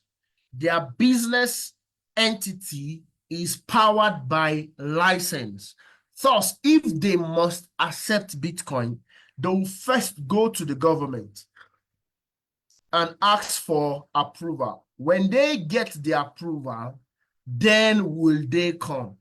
That means that governments are very important. They will decide whether this is a go or they will say no. This is how important regulators are.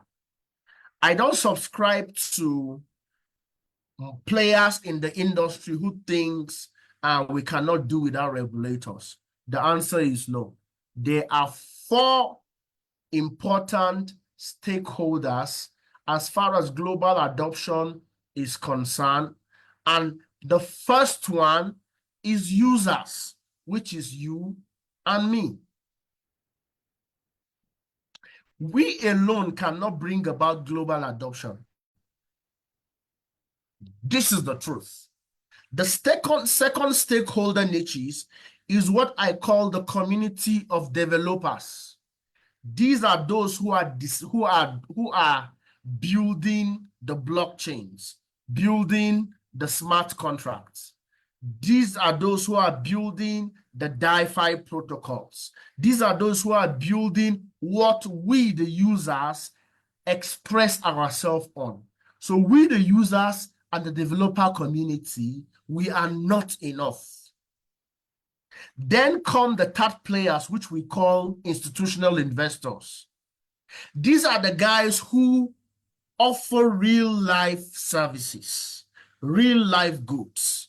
It's just that the technology that these people are producing has been proven to be better than the technology that these industries have been using to accept payments, because they are battling with hacks, they are battling with denial of service, they are battling with poor quality of service and many problems coming because of the technologies of yesterday pretty much comes with loopholes. We covered it yesterday when we were referring to the Byzantine problem. Yet, we the users, the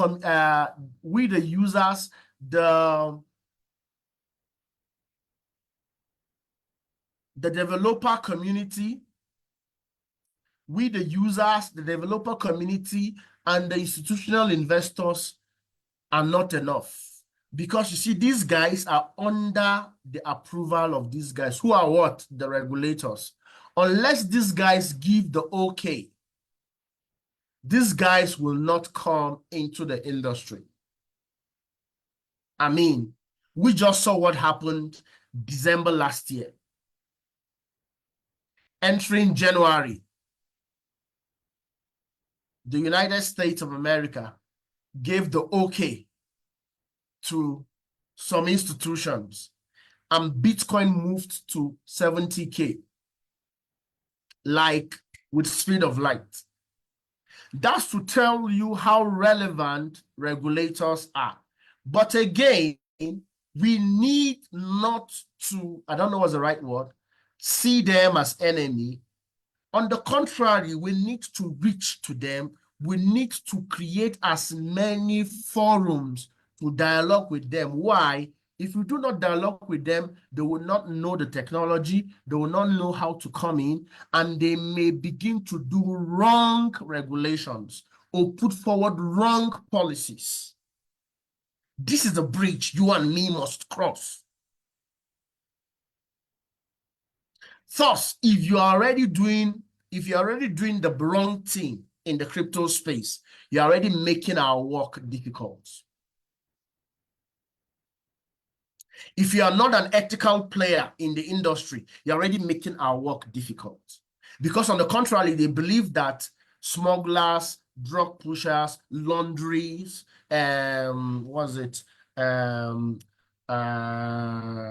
anti-laundering agencies and stuff like that, they think the technology is a vehicle. The technology is actually a vehicle of anything. The technology is the best option of financial remittance, cross-border payments, and the list go on. The only thing is that they know that the technology is good, it's just that they don't have control over it. And because they don't have control over it, you have to give them room for them to look at what? The pros and the cons. So that they can come to an informed position. Of course, the cons is that they are relinquishing control. They cannot control the blockchain. But what is the pros? There is adoption. And with adoption, there's a probability of what? A new revenue generation option. I mean, let's talk the truth. From day one that we're having this crypto ban, let's say the government of the government of the previous administration sat with major exchanges. This is me just thinking. Sat with major exchanges and told them, we believe that we have at least 50 million active community because our country is predominantly built with majority of youths. We think we can have a partnership with you. We just only need probably 100 naira, 20 naira, probably for every sign up, for every trade, blah, blah, blah. We then begin to see these major cryptocurrency exchanges having Nigerian offices, or pretty much, let's say, in the entire African continent, only in Nigeria can we have this. This will steer them to do a lot of things, even to the point of doing social responsibilities, probably scholarships and things like that. This is policy, but from what? An informed position.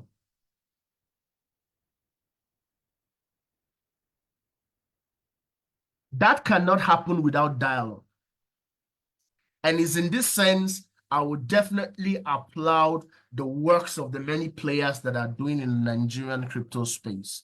The Nigerian user group, the Nigerian blockchain user group, and many blockchain advocacy initiatives that have been sitting with the Ministry of Communication and Technology, sitting with NITDA, sitting with many senators who are steering committees on currency, SEC, CBN. They have been sitting and sitting and sitting. And this is something that will not only benefit you and me, but also benefit children unborn. So thankfully, because of that, we now have a national working document for blockchain, which is the Nigerian blockchain policy for Nigeria.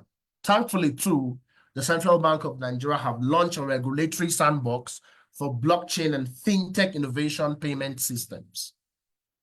If this is successful, we will harvest a lot of benefits. Thankfully, the Securities and Exchange Commission of Nigeria have also introduced regulatory regulations governing cryptocurrency exchanges as far as their operation in Nigeria will entail. We are beginning to reap the fruit of such engagement in the sense that the SEC has disclosed that about 50 cryptocurrency exchanges have applied for operational license in the Nigerian state, following the government change in stance on digital assets. As we speak, these are the companies that have already given license. Busha, QDAX, Trovotex, RAP CBDC, Housing Exchange, Dream City, and Block Vault.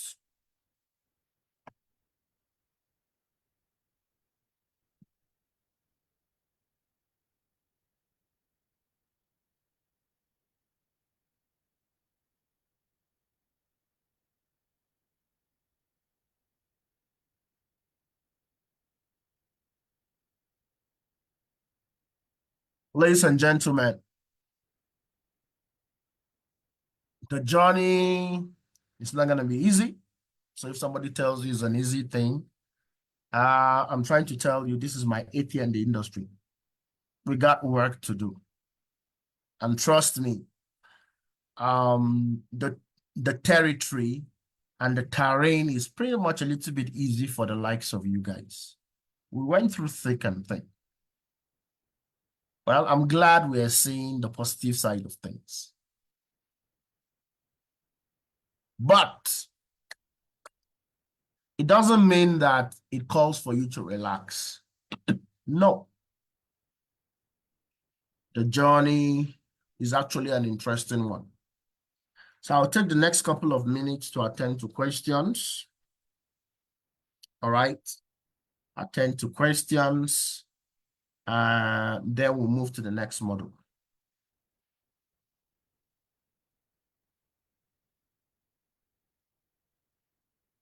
If you have questions, following, what's the right word? Following our rules, please type. And I'm going to respond on a first type, first response basis. Thank you. While I pick up the next slide for the second model.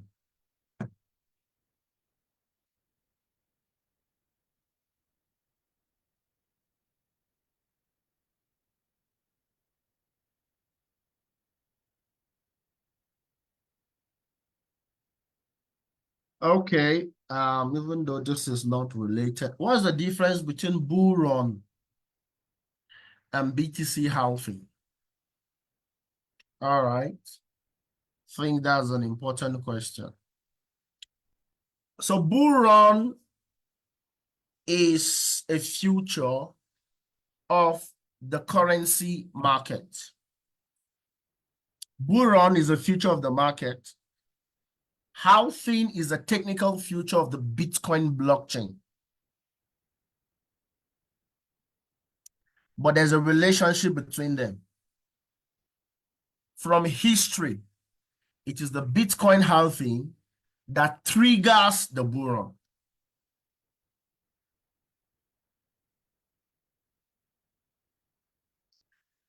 Let me use a layman's situation to explain. All of us are in a market. I repeat, all of us are in a market, probably rice, beans, maize market.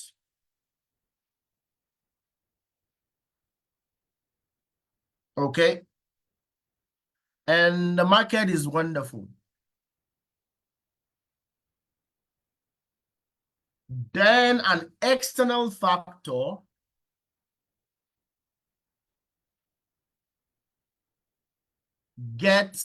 sets in scarcity. What's that perfect external? Okay, good. We have a perfect external factor. The price of fuel. The price of fuel is external. And for reasons best known to the players, what's the right word? Prices then go up.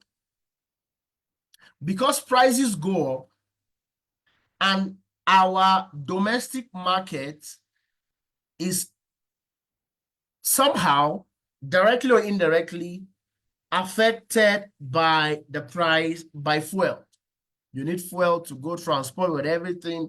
The person who want to sell need fuel. The person who is buying uses fuel to come to the market. So there is this notion around the fact that increase in price of fuel affects the price of commodities and goods.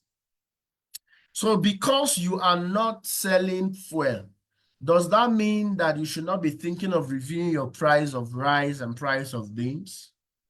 So pretty much this is a relationship between the bull run and Bitcoin halving. A big player in the market, in our case, is Bitcoin. And I've already highlighted it yesterday. And it doesn't stop there.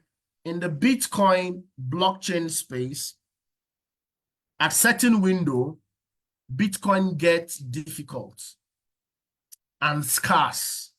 So because it's scarce, people respond to this scarcity by increasing the price up. That price going up is literally the bull running. All right. So that's the relationship. Do you think Binance will submit to the Security and Exchange Commission and eventually open operations in Nigeria? I don't know. That's my honest opinion. But pretty much those who have secured licenses are Nigerian-based operation. In fact, there's a possibility of a Nigerian-rated stable coin. It has received license. I was in the Twitter space, I think, about a week ago, thereabouts, where we got details of it. Some of these licenses are even going as far as tokenizing entities like estates, like land. Yeah. Yeah, so that is it. Can the bull run be technically stopped by events such as war or crypto-unfriendly president winning an election? It can be affected, not stopped. We just passed through the unfriendly political tide in the 2020 bull season. All right. I don't think we're going to have a very harsh, unfriendly environment than what happened in 2020. The big players hate Bitcoin. All right. And that not being said, we then got struck by COVID. No movement, nothing. Yet, when halving happened, the market responded. Of course, it was a strong opinion by analysts that the market didn't respond as it should. And we all agree that the reason being COVID and other matters. So yes, we have seen a totally unfriendly environment. In fact, it's not like now that we have the US elections and one of the person is crypto friendly, the other person is undecided, or it's kind of like crypto neutral. All right.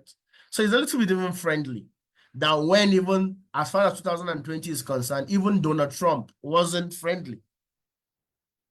All right. So it cannot stop, from my opinion, but it can greatly affect it. We have seen it. We have seen it. Following the decentralized nature of currencies, is there any perfect way to secure our assets? The perfect way to secure your assets is secure it with you. Oftentimes, a lot of players are of the view that you shouldn't keep your coins with exchanges. But again, you need to meet certain technical competence for you to do that convincingly. By now, you understand that your keys are as important as your coins. At least yesterday models set the score straight, right? So it's not rocket science. So what if you have a poor attitude about managing information? In that case, somebody will just advise you, just quickly leave it with the exchange. Worst case scenario, if you forget your password, you communicate with support desks. They may help you by resetting your account, right? But the best way is to keep your coins under non-custodial wallet infrastructure. What is non-custodial wallet infrastructure? A wallet infrastructure that nobody is in custody of your coins. So if nobody is in custody of your coin, it literally implies that you are the one left to take custody of your coins. but it goes beyond that. All right, we can see further in the next slide. All right, thank you. Thank you. Thank you. I think we're right to go to the next model.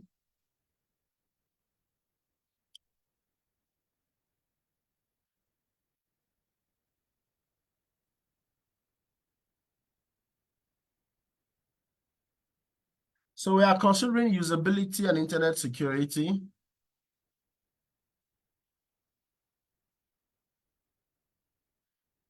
Prince, I don't know if I can answer. We've started.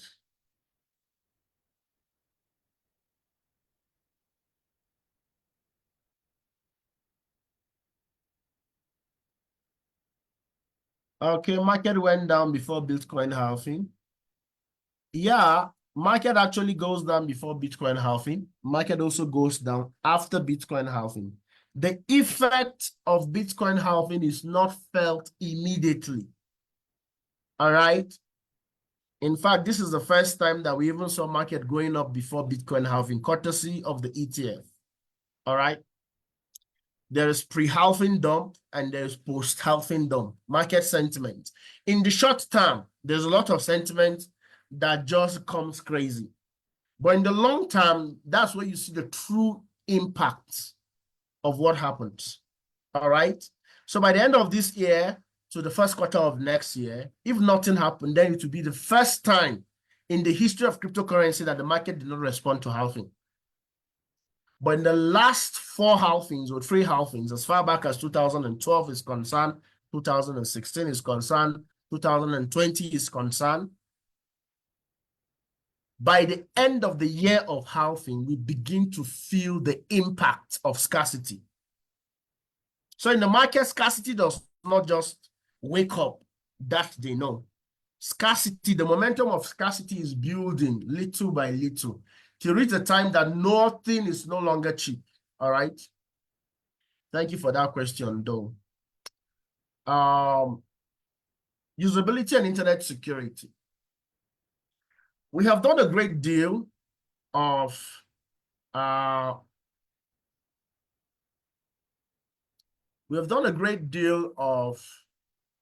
going through professional issues in the crypto space. And for some of you, it may have raised a lot of pertinent questions. But it's good that the questions are raised now.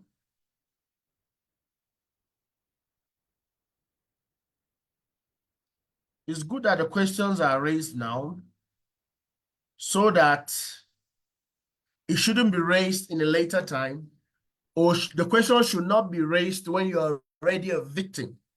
And I think it's an excellent strategy to have included such concept in this courseware. This is pretty much one of the reasons why our courseware is rated masterclass.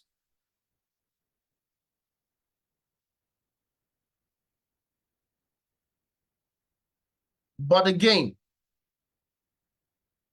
in as much as you have questions in your mind, it doesn't mean that there are no answers.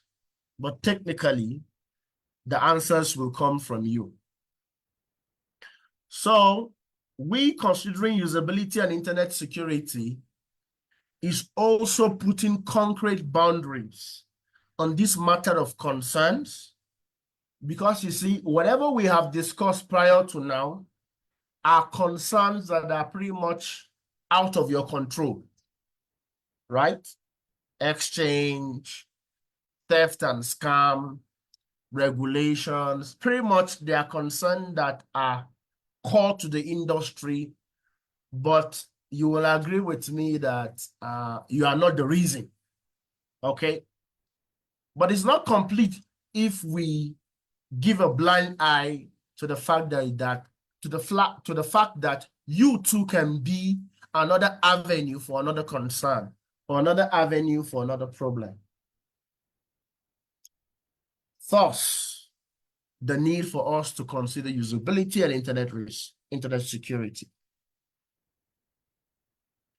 Because you see, most of us are accessing the crypto space, exchanges, coins, airdrops, you name it. We are accessing these services and these futures from our mobile phones. And that's true. And as we interact with these crypto futures, we are also using those mobile phones to do a lot of things in the internet. For instance, Facebook, social media, WhatsApp, social media, browsing with our browser, music, downloads, gaming. The lists are endless.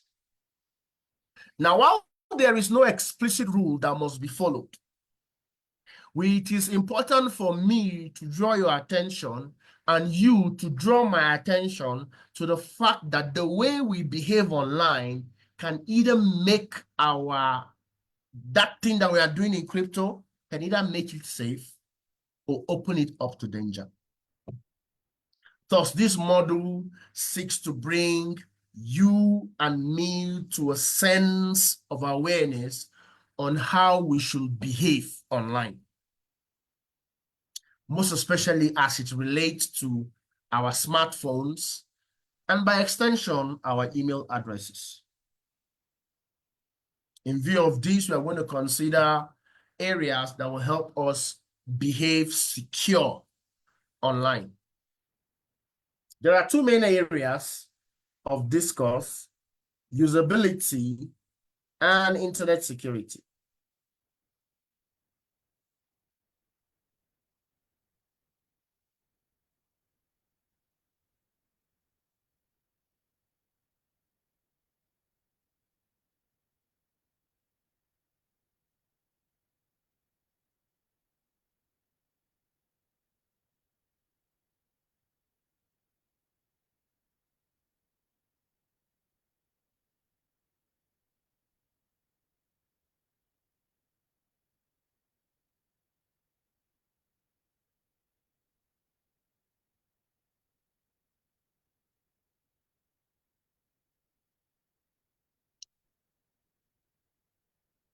Excuse me. All right. So let's consider usability. Usability refers to the quality of user experience when that user is interacting with a product, system, be it a website, an application, a software, the list go on. Usability is all about effectiveness, efficiency, and overall satisfaction from the user perspective, okay? Security, on the other hand, is the protective measures, the protocol, the policies, the standard that organization adopt, or those who produce these gadgets adopt.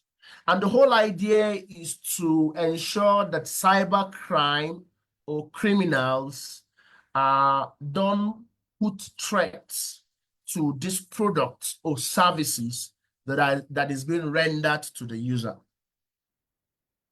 Web security is critical to the success of the continuation of any business idea, very important to the protection of data, in fact, to the protection of the users. Of course, the users are the customers to the services itself, and as well as the company's reputation and from risks. Now, these two futures, usability on one hand and security on the other hand, oftentimes conflicts. They conflict in the sense that the goal of usability is to make something very easy to use. And the goal of security is to make that very thing very secure. But we have seen that when something is very easy to use, so easy that even the layman can use it conveniently, it comes with security lapses. On the other hand, when something is very secure, the layman cannot easily find his way around it. You will need a significant level of, what will I say, technicality for you to get past something that is very secure.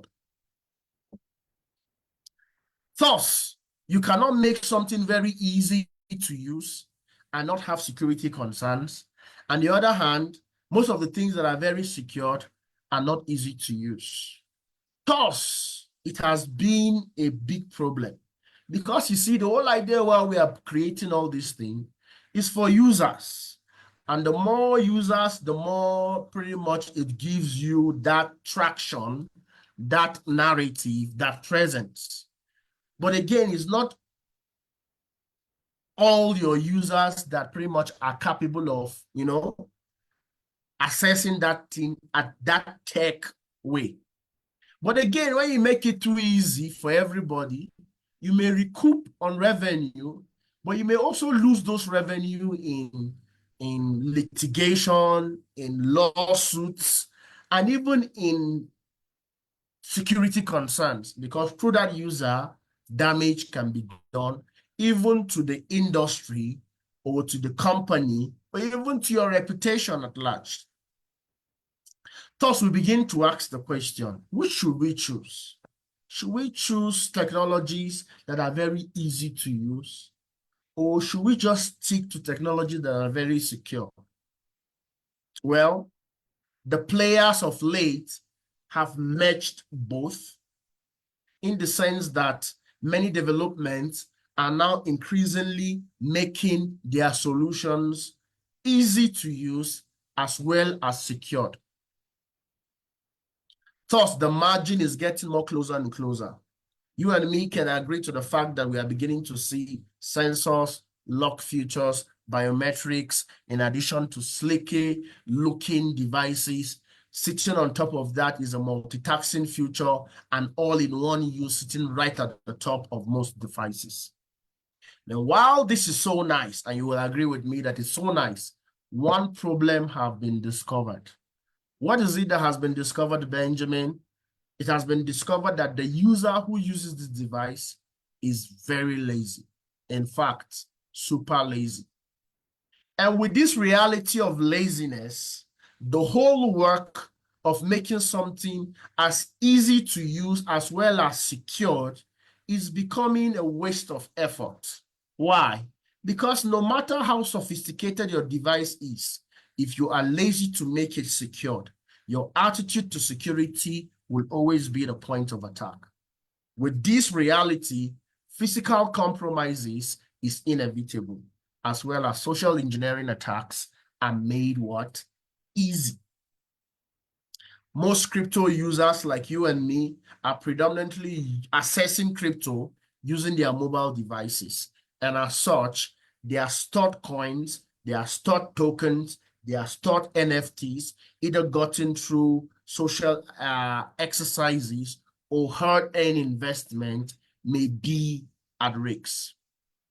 Thus, this takes us to discuss around what is called avenues of vulnerability. What are the red flags that pretty much we should know, and by knowing, it may help us to begin to change our view or taking responsibility for the security of our assets. One, public Wi-Fi. Yeah. I know you don't like it. You are shocked. Yeah, public Wi-Fi. As more companies offers remote work options, with also the increasing need for free data, access to unsecure Wi-Fi services is becoming more and more widely available in public spaces, be it a coffee shop or co-working space, a library, an airport. Public Wi-Fi is convenient. You and me will agree to that. We like it. But the downside is that the devices you might use may be vulnerable to any attacks sent through those networks. It doesn't stop there. It also goes further to point to the fact that instead of connecting directly to a Wi-Fi network that everybody knows, people can be tricked to access a Wi-Fi network that looks as if is authentic, but is actually created and controlled by a hacker. And if that is done, the rest is history. Another option, another area of vulnerability is malicious applications. And pretty much this is built on an attitude from us, the users. You see, when you and I visit Google Play Store or App Store, even though the notion is that most of these applications may have passed the checks by these vendors, even though there are rooms for concerns. But if only they do their job, these applications oftentimes seek for permission, all right, before they are allowed to, we are allowed to run them on our phones. This permission of sometimes generally requires some kind of access to files and folders on our mobile devices. So pretty much if the application from either of these Play stores are not, or pretty much have an interior motive, we are already giving them the go ahead. But it doesn't stop there. We also have an attitude of nonchalance. We also have an attitude of indifference. We also have an attitude of laziness. Why am I saying so?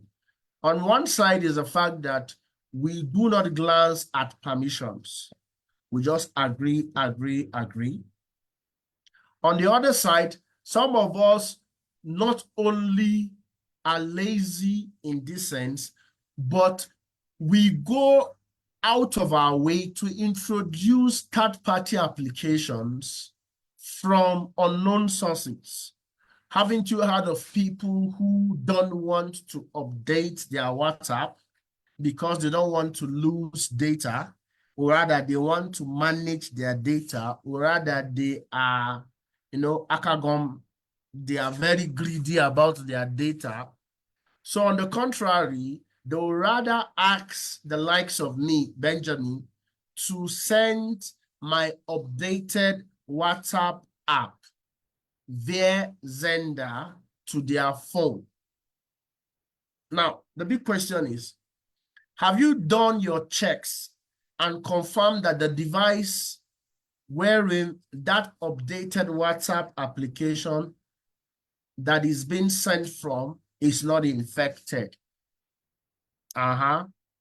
You don't.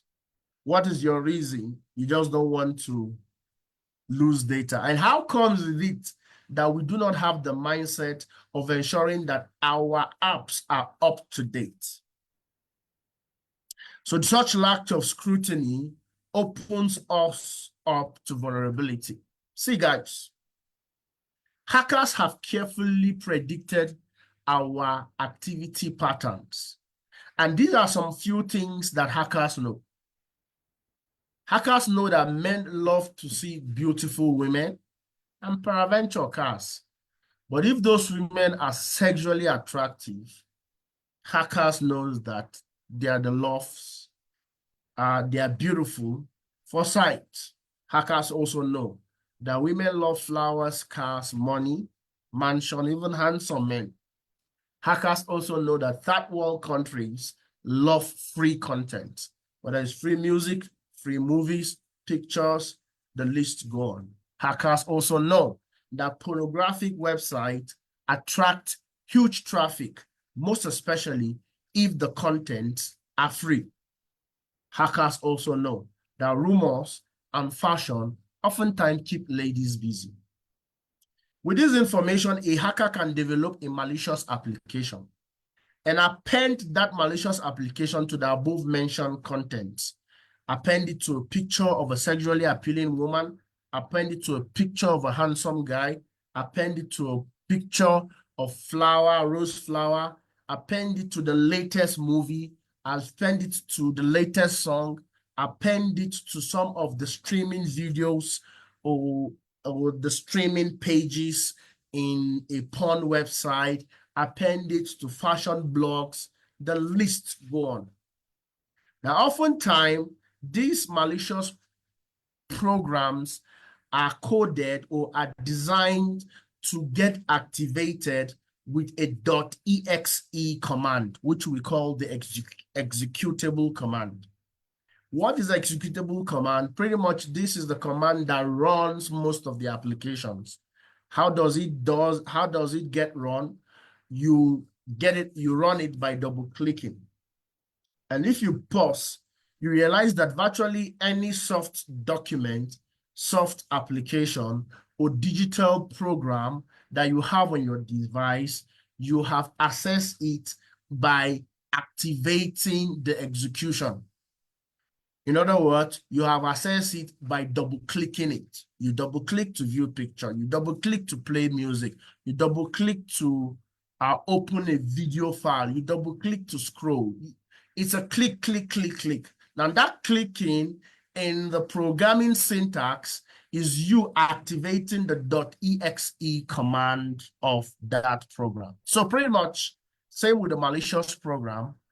In as much as it's looking like a Word document, it's looking like a picture, it's looking like a movie, it's looking like a music file, it has a malicious program appended to it such that when you double click that movie, of course you are watching a movie, but behind the scene, a malicious program is running.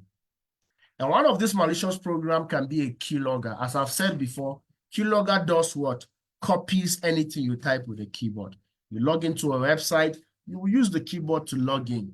You want to access a wallet, you use the keyboard to type in the passphrases. You want to accept something that requires a password, you should use the keyboard to type the password. In the olden days, pretty much, that malicious program can just generate a batch file and send that information of anything you have typed to the owner. But now they are becoming more smarter with the advent of machine learning and artificial intelligence. Come on, they are way smarter. Thus, you make it easy for the hacker. Now that you are starting the journey, which will require you to store and hold some coins in that smartphone of yours, for the sake of you profiting in the future, it is important for you to know that you may be the point of vulnerability. Now, if you are somebody who is well informed, such that you activated one or two security features available to you at the phone level, at the application level, you may do yourself some good. All right. And one of these security features is what we call authentication factor. Probably let me pause and explain what do we mean by authentication factor. Authentication factor is a standard to verify that you are who you are. And pretty much there are three authentication factors. Excuse me. All right. The one of the authentication factor is what you know. What you know as an authentication factor is an information buried in your memory. Something that you can remember. You can use it to authenticate yourself. This is where password comes into play, PIN comes into play, because it's a function of your memory. But what you know to be the only authentication factor for the services you access is a bad security policy. You should have at least two. So you should add your password plus another authentication factor, which takes us to the second authentication factor, which is what you have. Let's not forget what you know, what you have. What you have is an information given to you as at the time of logging in that you have to supply, or a digital secure gadget that is always used at the point of login. This is where OTP comes to play. Code sent to your SMS comes to play. A code sent to your email comes to play. A chip come to play, and the list go on. The third authentication factor is what you are. Let's not forget what you know, what you have, and what you are. Now, what you are is an information that is specific to your biology, your eyes, your fingerprint, voice recognition, face recognition. These three factors, if it is combined as your login access, it oftentimes makes it difficult for whatever you have to be taken. But most of us, no matter how excellent your password is, if it's only a password you have for your online access, you're only using what? One authentication factor. I don't care whether your password is BBB, blah, blah, blah, blah, whatever. It falls under just one authentication factor. But what if your password is linked to probably a PIN that must be sent to your mobile number as of the time of login, and pretty much you are given 50 seconds to supply that number in addition to your password? Probably is a little bit safer. What if it doesn't stop there? You now add a third authentication factor that after you put your password, you supply a PIN, you must also supply your fingerprint. All these features are there in most of the applications that you are using, but not once have you ever thought to activate them. Thus, you have always been the point of vulnerability. Emails are also an area of compromise, and we also should consider vulnerabilities that comes with emails, because emails are one of the top communication tools for business and also one of the most vulnerable as well, because we have sophisticated email phishing attacks as one of the top concerns in the crypto space. Record have it that email phishing attacks have accounted for an estimation of close to $18,000 loss every minute in the space. The truth is this: you and I cannot outsmart hackers. We don't even have the knowledge that they do. One approach that has always worked for a long time is that we evade them. We make sure we do not attract them to us. We do not take ourselves to them, because as long as they have access to us, damage is already done. So how can we behave secure online? One, do not use the same device for social and business interests if you can. If you can, try and have separate devices for separate interests. Let the device that has to do with social interest, you accessing any kind of website, you don't care whether it's a legitimate or a piracy website, be doing it from a different device. And the one that has to do with your wallet, your banking softwares, your email communication, probably do it with another device.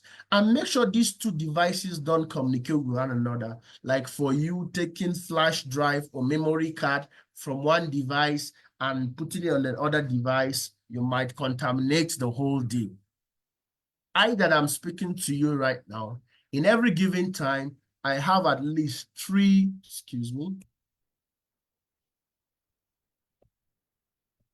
I have at least 3 computer systems. I have the one that has to do with my business transactions, as the case may be. I have the one for communication, and I have the one for entertainment. This one for entertainment, I play my games, I download my movies, but I have never logged into my email from this terminal. In fact, I have not even brought in my flash drive on this device, even though I have a backup flash for anything on the immediate. If somebody wants to take information from me from that device, I tell him, hope you are not going to use it for stuff like that. So partitioning your communication or partitioning your hardware is one security policy. How can you behave secure? Don't use the same email address for all communications.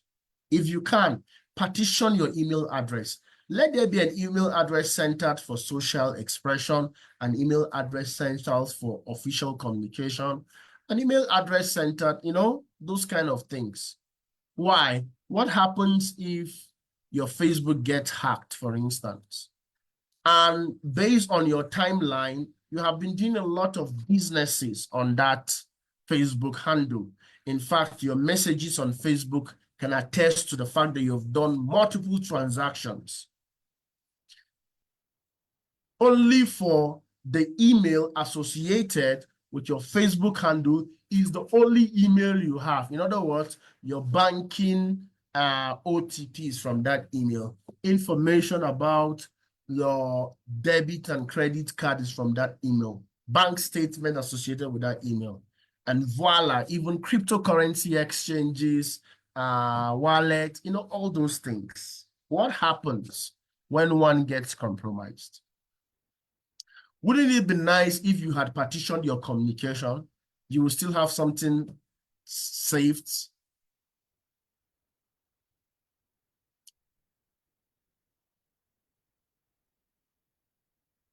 Don't open emails from someone you do not know. Most especially if those emails come with an attachment. Never reply. Never click on links from unknown sources. This includes links that comes with ads, and even in WhatsApp groups, there are some posts on WhatsApp that promises you gig, 5 gig, 50 gig, but you have to click a link. There are adverts that comes promising you gifts, but you must first click a link. Those are baits. This is sometimes how you introduce malicious programs to your device. Reduce the bio data that you post online. Only post what the public needs to know. If you must, post the only thing that the public needs to know.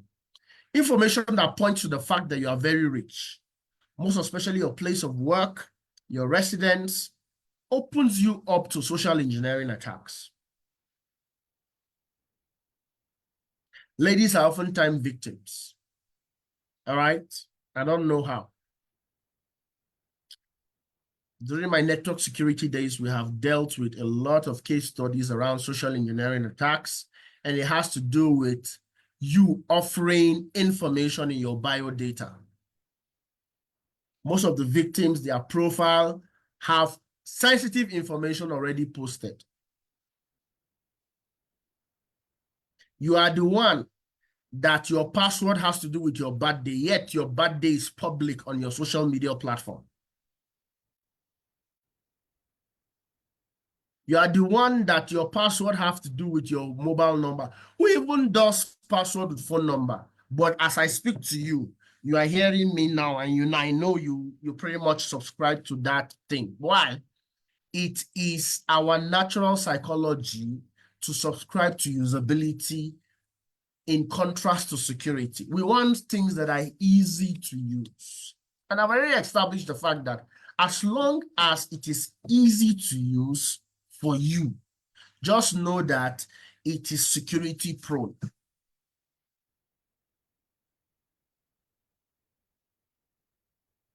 Thus, if you must use your date of birth and your birthday, why don't you just hold that information to yourself?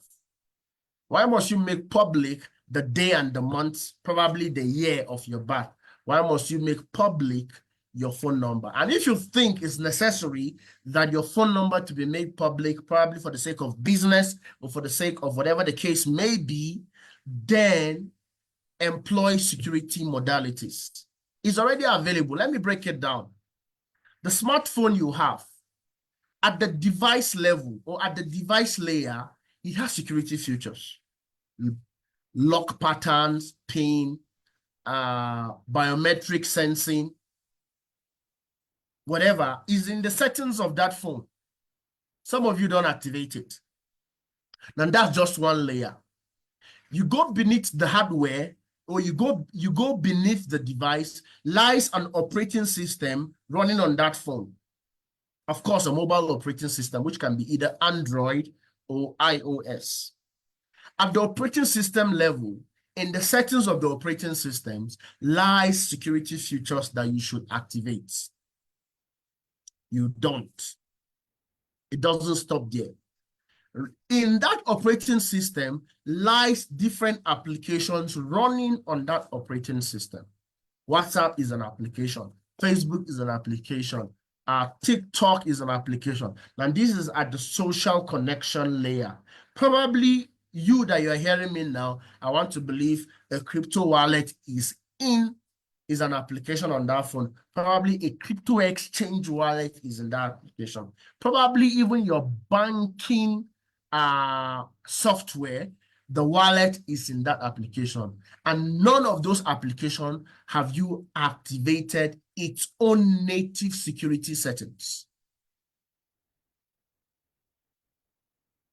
Thus, the hardware is not secured, the operating system is not secured, even the applications are not secured. I've told you the authentication factors. It's not enough for you to just use one authentication factor. But again, we are lazy about supplying this, supplying that until the damage has been done. Utilize authentication features on your device. I just said it. Utilize authentication features on your crypto account. Don't get lazy. You never can tell the point of attacks. You never can tell where it will even come from. Activate the second factor authentication for your WhatsApp, for your Facebook, for your email, most importantly for your banking softwares, as well as your crypto wallets. Yes, it is tiring. Yes, it is bugging. But again, it is safe. Be careful of Wi-Fi. All right? Except you're very sure. Except you're very sure. If you are not sure, please subscribe for your data. Last but not the least, keep your password safe. Don't keep it as screenshots on your phone. When your phone is compromised, everything is visible to the person who has compromised your phone, okay? Including screenshots, all right? If you can, keep sensitive information offline. Yes. And for the sake of wallets, if you can, buy a hardware wallet. Hardware wallets, let me pause. Hardware wallets pretty much are, excuse me.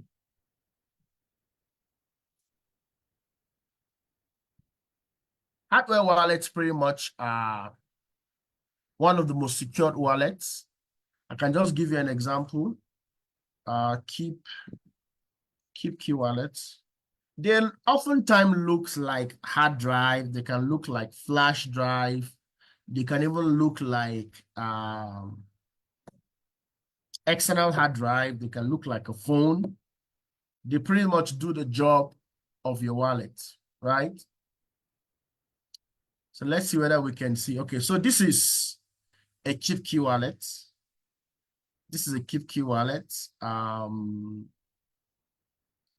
So let me go back.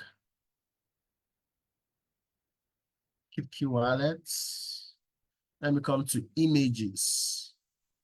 So it has a slick screen. It's in this wallet that your keys are created. By extension, it's inside this wallet. You will need this device to spend. Of course, you can give anybody your wallet address, but if you want to spend from your digital tokens, you will have to, look at it. You can see the screen is saying send 0.024 Bitcoin to this wallet address. Now, this is how it works.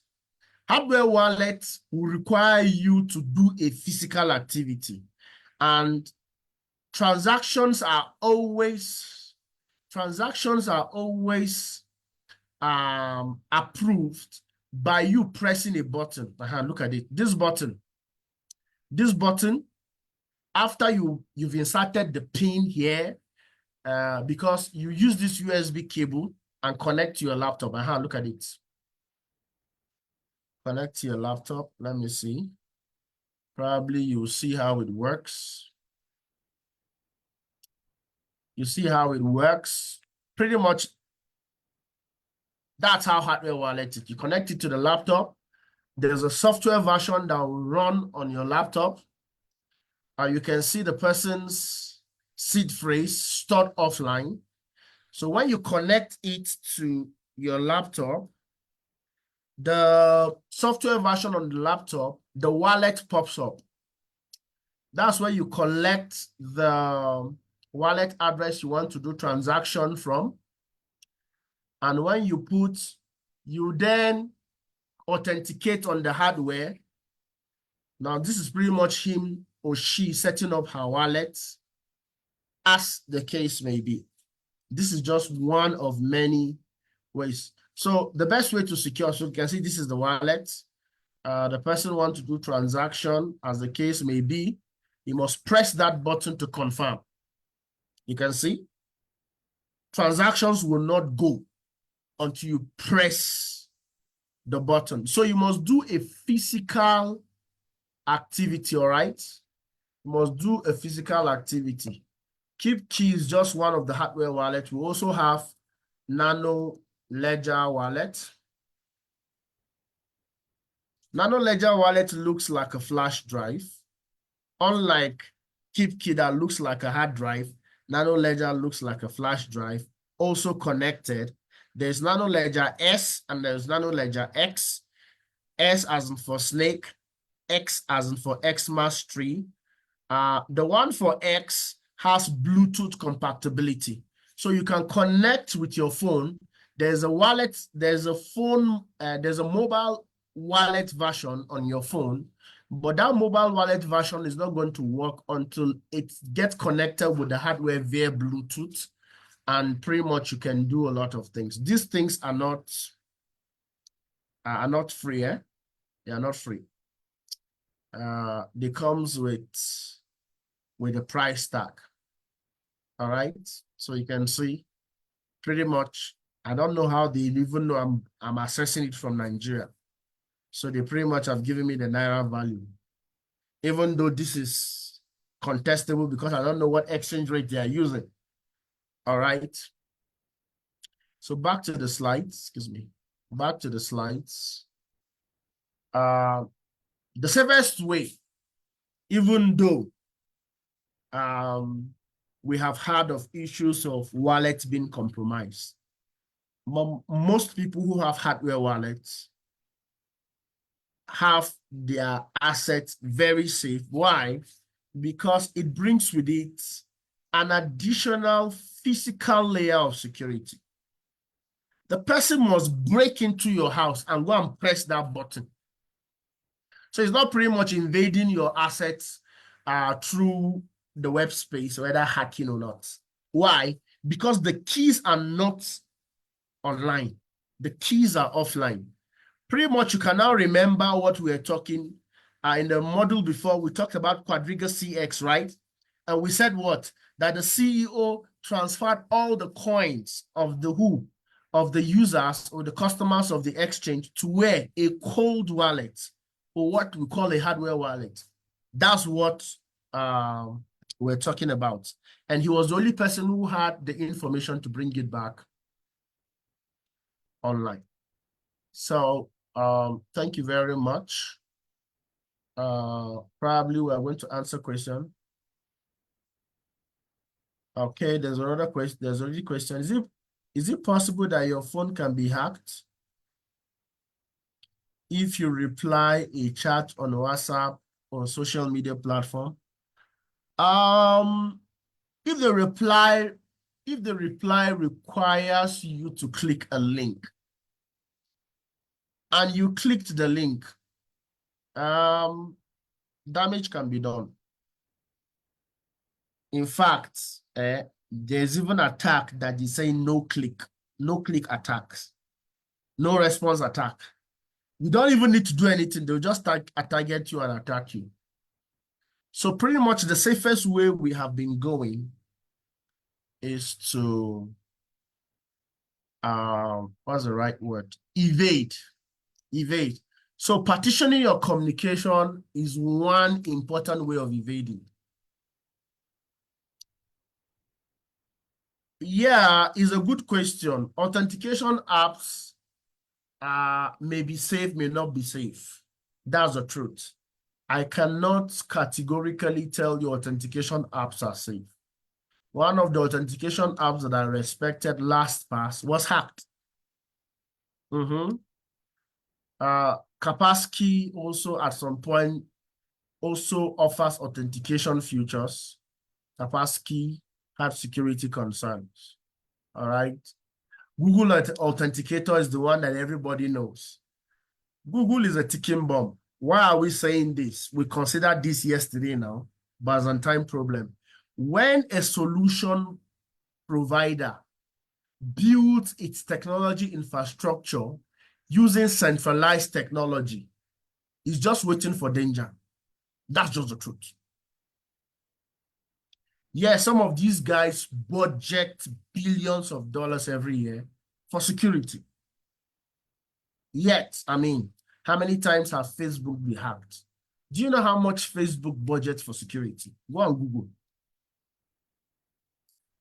All right.